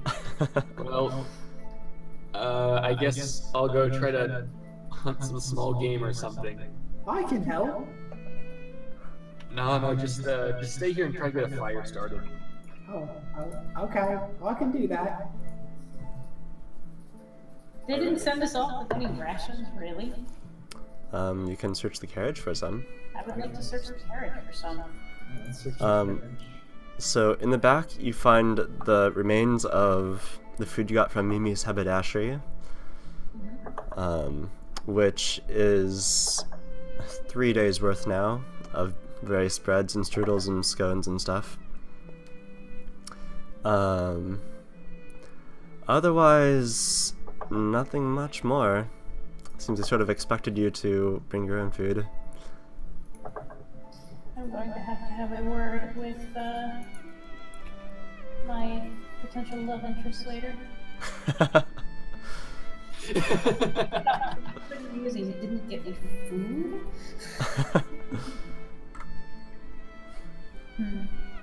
Okay. So I'm gonna pull out the stuff from Mimi's, the leftovers, and pass it to the group. And say, here, we can have this tonight, and try and cure some food on the way tomorrow. Alright, well, can I get that young survival check to try to find anything edible? Take it. Including animals. Look at that reasonable ass middle of the line roll. Walton is gonna do a survival check to try and start a fire. Okay.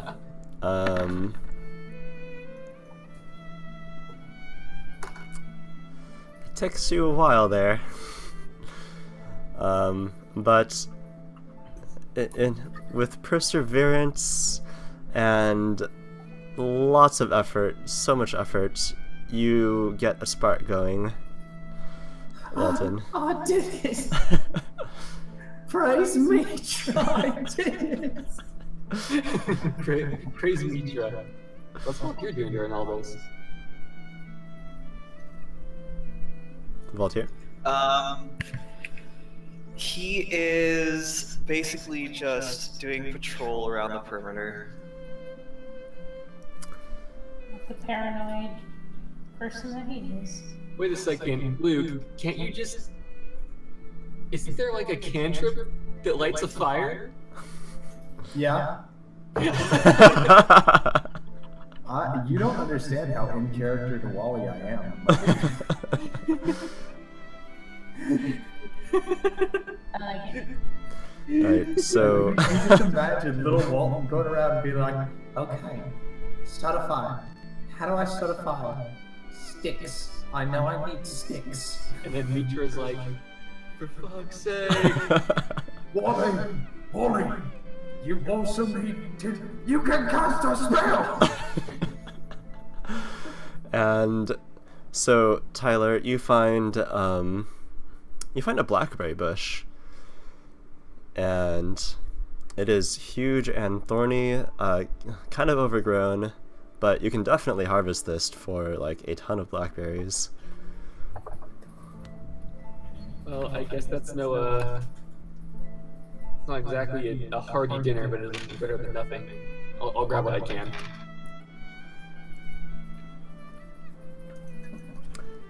Yeah, the blackberries are pretty plump. And like they stain your mouth and your hands, just like blackness as you eat it. Oh, we're all like Voltaire. Nothing I like more. Luscious berries. Did you say now you look like Voltaire? Yes. Messed up creation. That's Blackwood appropriation. Why you gotta wear black things, dude? Shut up. Yeah, well, I bring him back to the party. I say, well, it wasn't my first option in cuisine, but this is better than nothing, right? First option or first choice? Yeah. That's like the same thing. I don't know what you're saying here. Rayla, being the focused person that she is, just realizes that there's no point in arguing that. And takes the blackberries. A handful. Alright, so tonight we sustain ourselves on blackberries and pastries. Yeah, that sounds better than what I eat on like a regular basis in real life, so. Oh. Yeah, so Sometimes do you have a watch for the night? I'll take first watch. Alright, wake me up afterwards. Okay, so definitely wake up August. Gotcha. Oh god, now I get it. Really, this is going to be like, it's on you guys tonight, man. I was not supposed to be watching last time. Still grumpy about it.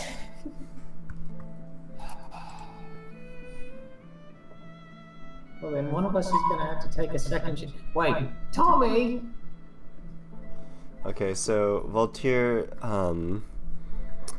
he volunteers for the rest of the shift. Oh, did you fill this beer? Yeah, actually he says Voltaire patrols and always offers to take the first shift. Okay, then we'll just do that by default. So, let's see. Voltaire, then what? So it's Voltaire, then Wally, then me? Yeah. No, it's Wally, then you, then Voltaire. Oh, okay. So Voltaire's, let's see. He patrols around the encampment that you guys have made. So how are you guys sleeping here? I am on top of the carriage on my bedroll. Okay. Tommy is sort of sleeping on the front of the carriage where like the footrest is. So he's sleeping across that. And Raylan will be distressed by the fire. Oh, and I will mention also that I am sleeping in my armor. Do you get the encumbrance or not? Nope, I have endurance. Okay, everyone has endurance. Perfect. Everyone does? Well, everyone who wears armor. Except Wally. Wally doesn't. No, Wally's not sleeping in his armor. Yeah, I didn't think you were. And then... Alright, well, Voltaire, your patrol goes on without much cause for concern. You hear coyotes in the distance. It is cold, the wind is howling. But otherwise, this new world is much like the old world.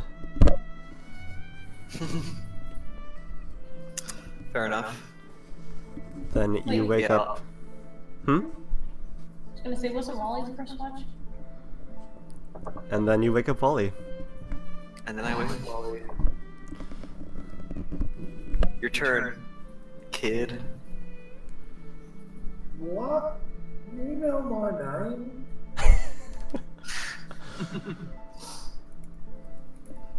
Kid Wally. The boy. Voltaire, you're being very curt. It's hurting my feelings. Oh my goodness. Right, Wally's gonna take his watch. Roll a perception.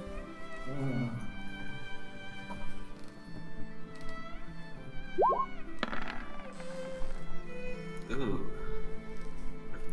Okay. Oh, you see it.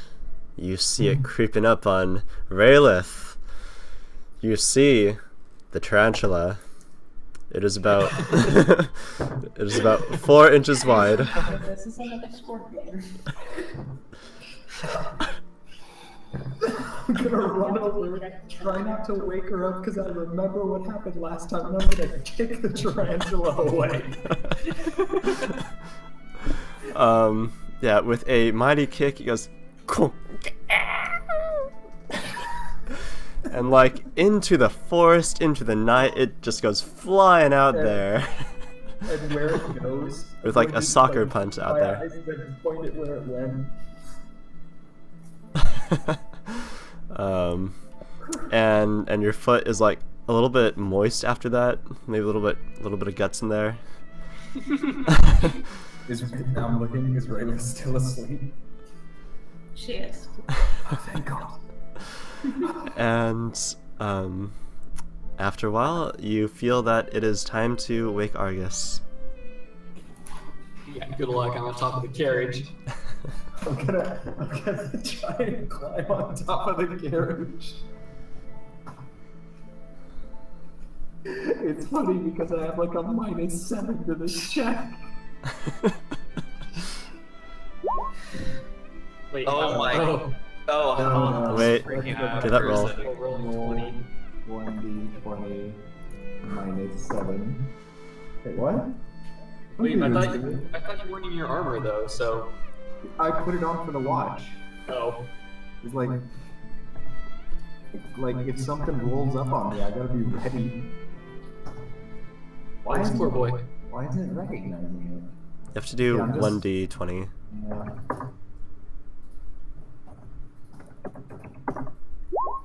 There we go. That's Nice. like a 9. Alright, so 9, and so you climb up on the wagon, but it's kind of creaky as you're like, hut! August! Yes! Yes! Do I wake up to the shaking of the carriage? So like like a cradle, you are cradled into an ever deeper sleep. Feeling it. I'm happy.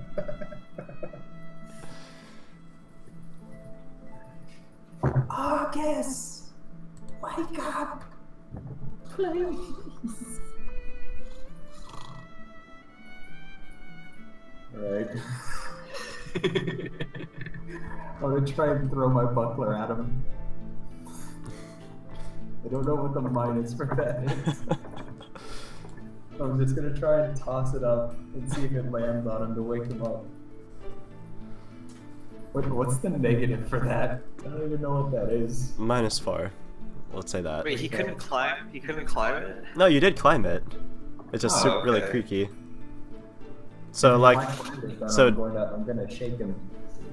yeah. So you're on top. You reach the top. It's like, and you're on top of Argus now. August! Wake up! It's your turn! I wake up and it's. Get off of me! What? It was not an easy task climbing up here, I will have you know. Although this is the smartest place to be, there was a giant tarantula down there. I kicked it into the woods, it's surely angry, and I'm positive it has friends, so keep an eye out. Yeah, you did real good, Wally. Get off me and go to sleep. Okay. Walton's going to take Argus's sleeping spot because he doesn't want to climb back down. And it's warm. I hop off. All right, make that perception roll. It's not as good here.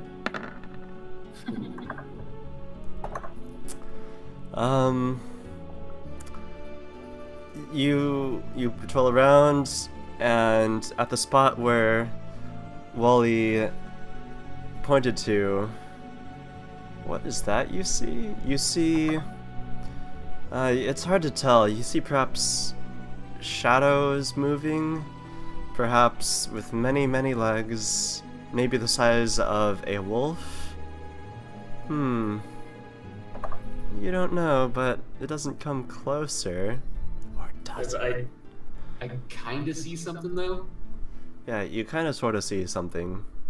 Okay, I'll go over to if there's still some embers in the campfire. I'll go over there and light a torch with it. Okay, you've got your torch. Why do I have so many torches? You bought them. I don't remember. Why did I buy 10 torches? Well, I have one lit now. I'm just gonna hold it. Okay, you've got 9 torches now. I'll walk like a little bit out of camp to try to like get a little closer to whatever I see out there, but I'm not gonna go too far at all. So in the forest, when you light this torch and it goes and more easily illuminates all around you, it seems that whatever shadows were perhaps close by camp skittered away. All right, I'll just go sit back at the camp, walk around a little bit, hang out. This was when Walton unexpectedly made an enemy of every tarantula in the forest. Oh God, no! And hound him day and night until they found their prize. Right, and soon enough, you see dawn peeking over the horizon. It's a much higher horizon than you would be if you were in like the plains, because you're kind of in the forested area now. But it is dawn nonetheless. There are birds starting to sing to welcome the dawn and the sun. And it is morning. Is there any kind of pause though for our next session? It's getting kind of late. We'll give it a few more minutes. So you guys travel for a few more days like this. A few more days, jeez. That was far. Yeah. And Makes sense. eventually you reach the forest. Let me see here. No, not that forest.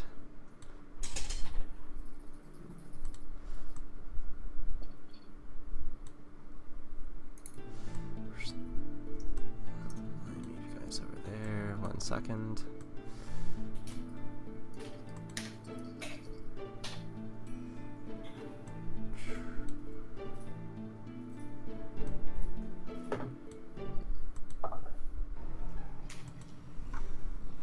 Oh, foresty forest. Foresty forest. I've put the sort of circle around each of you so you can see see your icon. Oh, there we are. Way far I on the like right that. side. Oh. Okay. And so Tommy drops you guys off. Well, this is about where the station is, I think. Well, I'll be right here waiting for you guys. Wait, where do we go? You know what? That way. You go that way. Okay. Right. I like this map.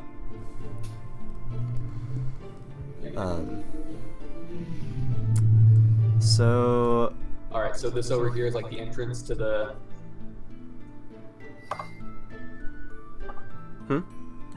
So this right here, that's like the entrance to the main forest area. yeah, the forest gets a lot deeper or more dense. So you guys are on the path here. Here's the path, more path. And then over here in the middle seems to be like forest proper, if you can. And what exactly art thou looking for again? You're asking me or Rayleigh? That's to the group. I said a corpse, probably.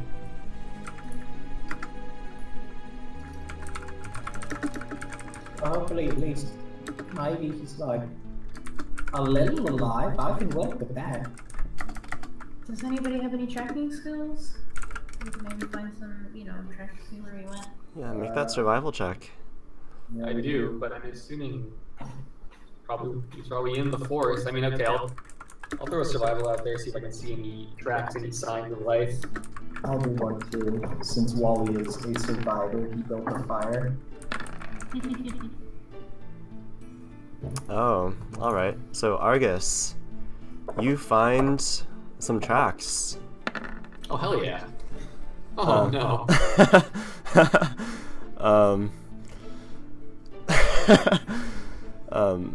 So Raylith, you have no idea where you are, how to find tracks. You're like, this ain't a library, I don't know. Basically.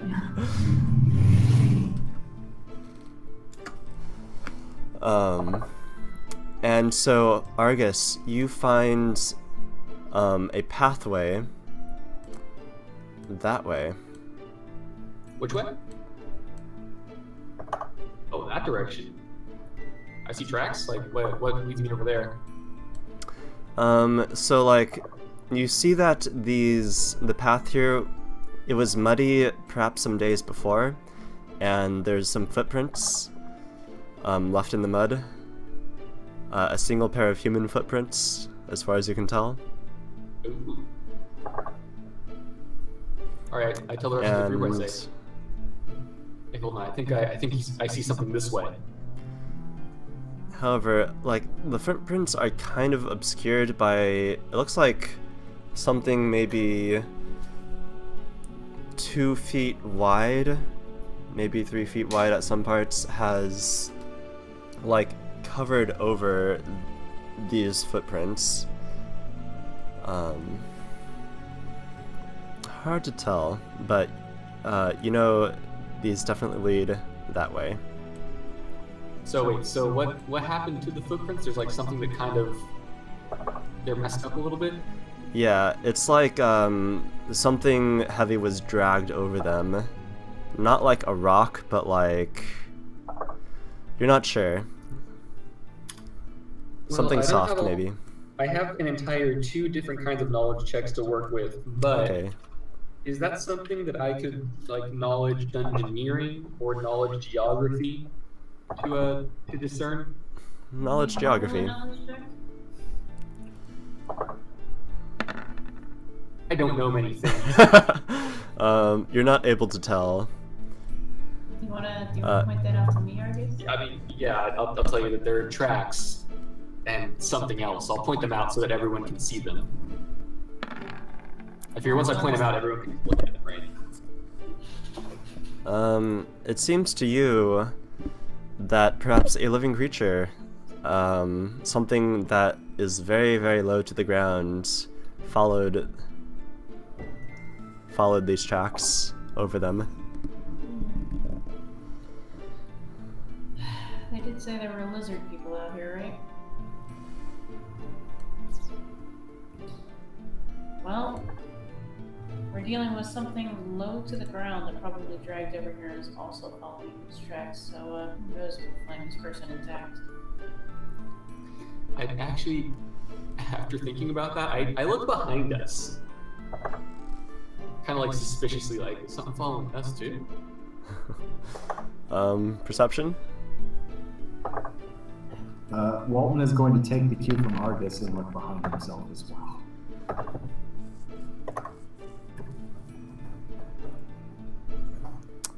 I don't see it. Yeah. Neither of you see much behind you, other than Tommy. I'm gonna wave hi to him. Hi, Tommy! And he's smoking like a tobacco pipe.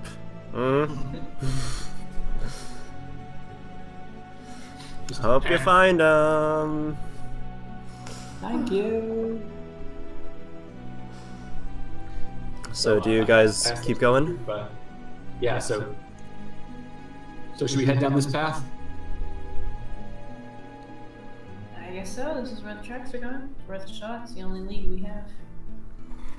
So eventually up here you find over here just some dead trees that have fallen over, which you find you can climb pretty easily. It's nothing that I think would require a skill check since you're not on a time limit here. Okay. Yep. And make another perception check. Everyone who is following. You guys can move your characters, by the way. Yeah. I'm sorry, I'm like trying not to fall asleep now. Okay. We're almost there. Yeah, I know. I'm getting there. Which we're going. Okay, I'm gonna follow Walton. Yeah, I'll stay behind a little bit. That is a lot of it, sir. You're so far behind it. You're still hanging out with Tommy. We're in the next lane, dude. I've been following Raylith. Okay, so, and the rest of you make your perception checks as well.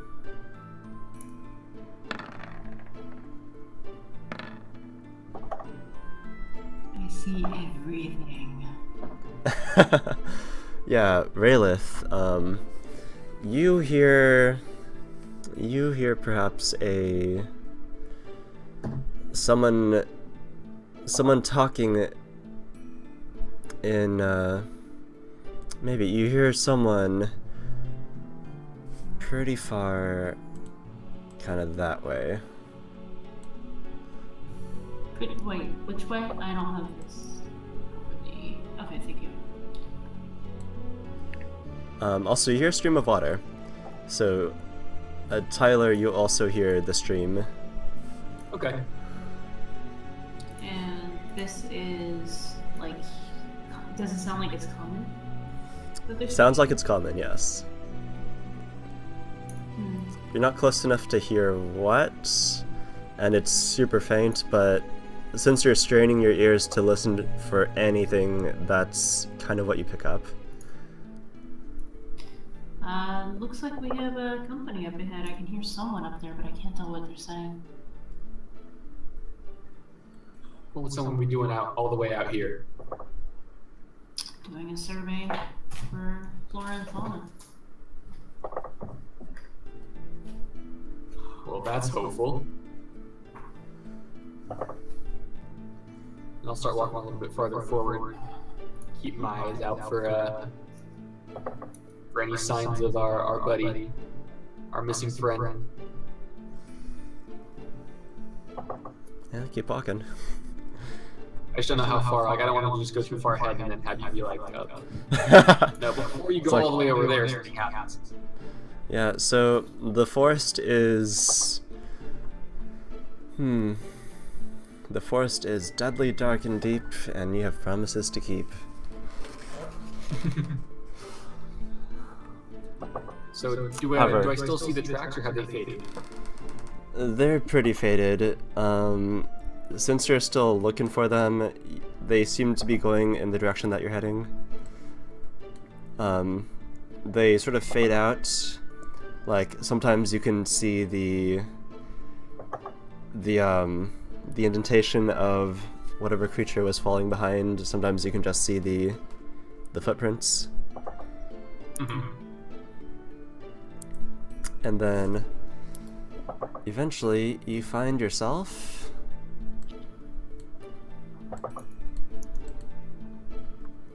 in a clearing, and so it looks, you guys can tell that you're at the top of a cliff face there. You can easily hear the water running beneath. There seems to be a like a tree that's fallen over that you can probably use as a bridge to get down. Okay. And you can hear, now you can hear a man talking. Luke? Yes. Yeah, can you do that voice? Wait, for the men talking? Yes. I don't know what we're talking about. Alright, so you guys go up to the edge. Do you go to the edge? You can hear, a man talking. I'm gonna try not to like be too obvious about it, but I'm trying to get a little closer to the sound of that voice and hear what's going on. Alrighty. Did you send me a message about it, Oliver? I did. You'll have to scrub a little bit.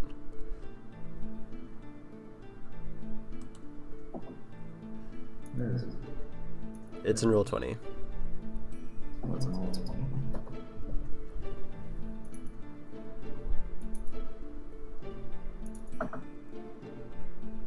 Oh, okay, I see it. I see it now.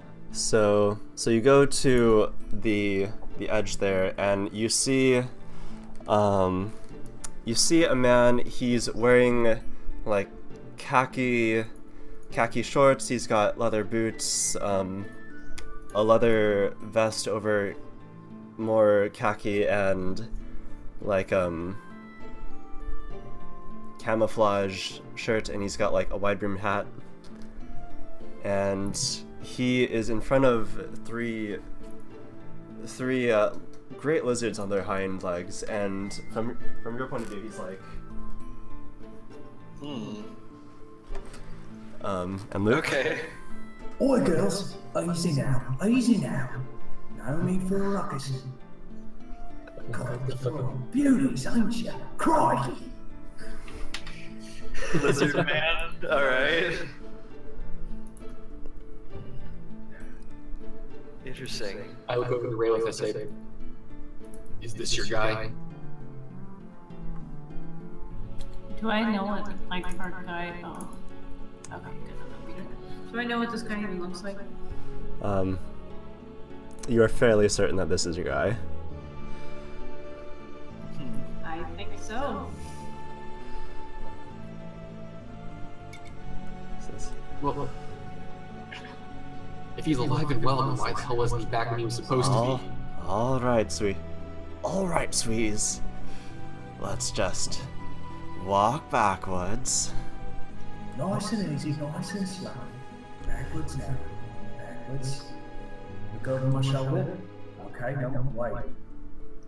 Friends? And they come forward.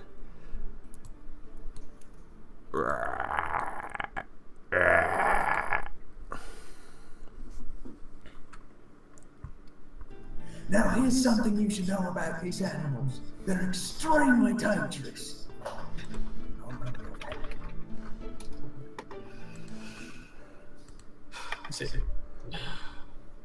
I look over to Ray with us. Does he know what he's doing? I have no idea. Well, I'm not convinced. He's clearly noticed this at this point, so I'm just gonna go over here and be like, do you need help? I think we're on top of a cliff. Yes, you guys are on top of a cliff. It is about 20 feet down to the water. I can't believe I forgot to buy my go-to item for every character, a grappling hook. I have rope. I'm tied to the tree right there. And So yell down. And then he Could you says- use some assistance? I could definitely use a hat. and at which point he turns around and sprints up this tree. Okay. To which I anticipate that it's the moment to start lay down covering fire. At which point, let me get my music for this up. Fails the ground check and gets devoured by the three lizards. And these lizards freak out, and he goes like, "Rah!" And roll initiative. Oh gosh. You're gonna do this now? Well, roll initiative next session. So that is all for Okay. now. Hitting that one. Rayla's Frankie went to hers from the so Oliver, I'm keeping that initiative. Alright, write it down. I like the music though. This would be fun. I wasn't expecting. Wait, so are these like velociraptors or something? Yes. Oh, fuck yeah. Nice. You don't know that, but these are velociraptors. Nice. Oh, that's cool as fuck. All of the movie references you put in here are ridiculous, by the way. I dig The it. guy from like Jurassic Park in here. I dig it. Now here you see before you 3 large velociraptors. They're known for their intense claws, hunting instinct. And I'm gonna go poke one with a stick. Here we go. Why is this guy over fucking around with velociraptors? I guess that's a mystery for next time. Yep. Alright. Yeah, so Not stingrays. I feel like this guy would fare much worse against stingrays. Wow. Aw, too soon. It's been like 10 years. Still too soon. always too soon. On that lovely note, I'm actually gonna go to bed because I'm kind of tired. Yeah, I'm also in the bed. Good night, Phil. So, Good night. How'd you like that session? Good session. Yeah, I like the temple of Methus. I like Merlin doing his little wizard initiation training. He's a I good like boy. Merlin turning out to actually be Merlin. That was kind of nice. He's I a like good boy. I actually like all the Arthurian references we're getting here in Code and Cal. Yep. It's good. Okay. So, I'm gonna bail. Same. I put a million pictures in Facebook, and they're like all outfits because that's what I was doing the whole time. It's like And going I nuts. saw, Alright. Yeah. I saw your post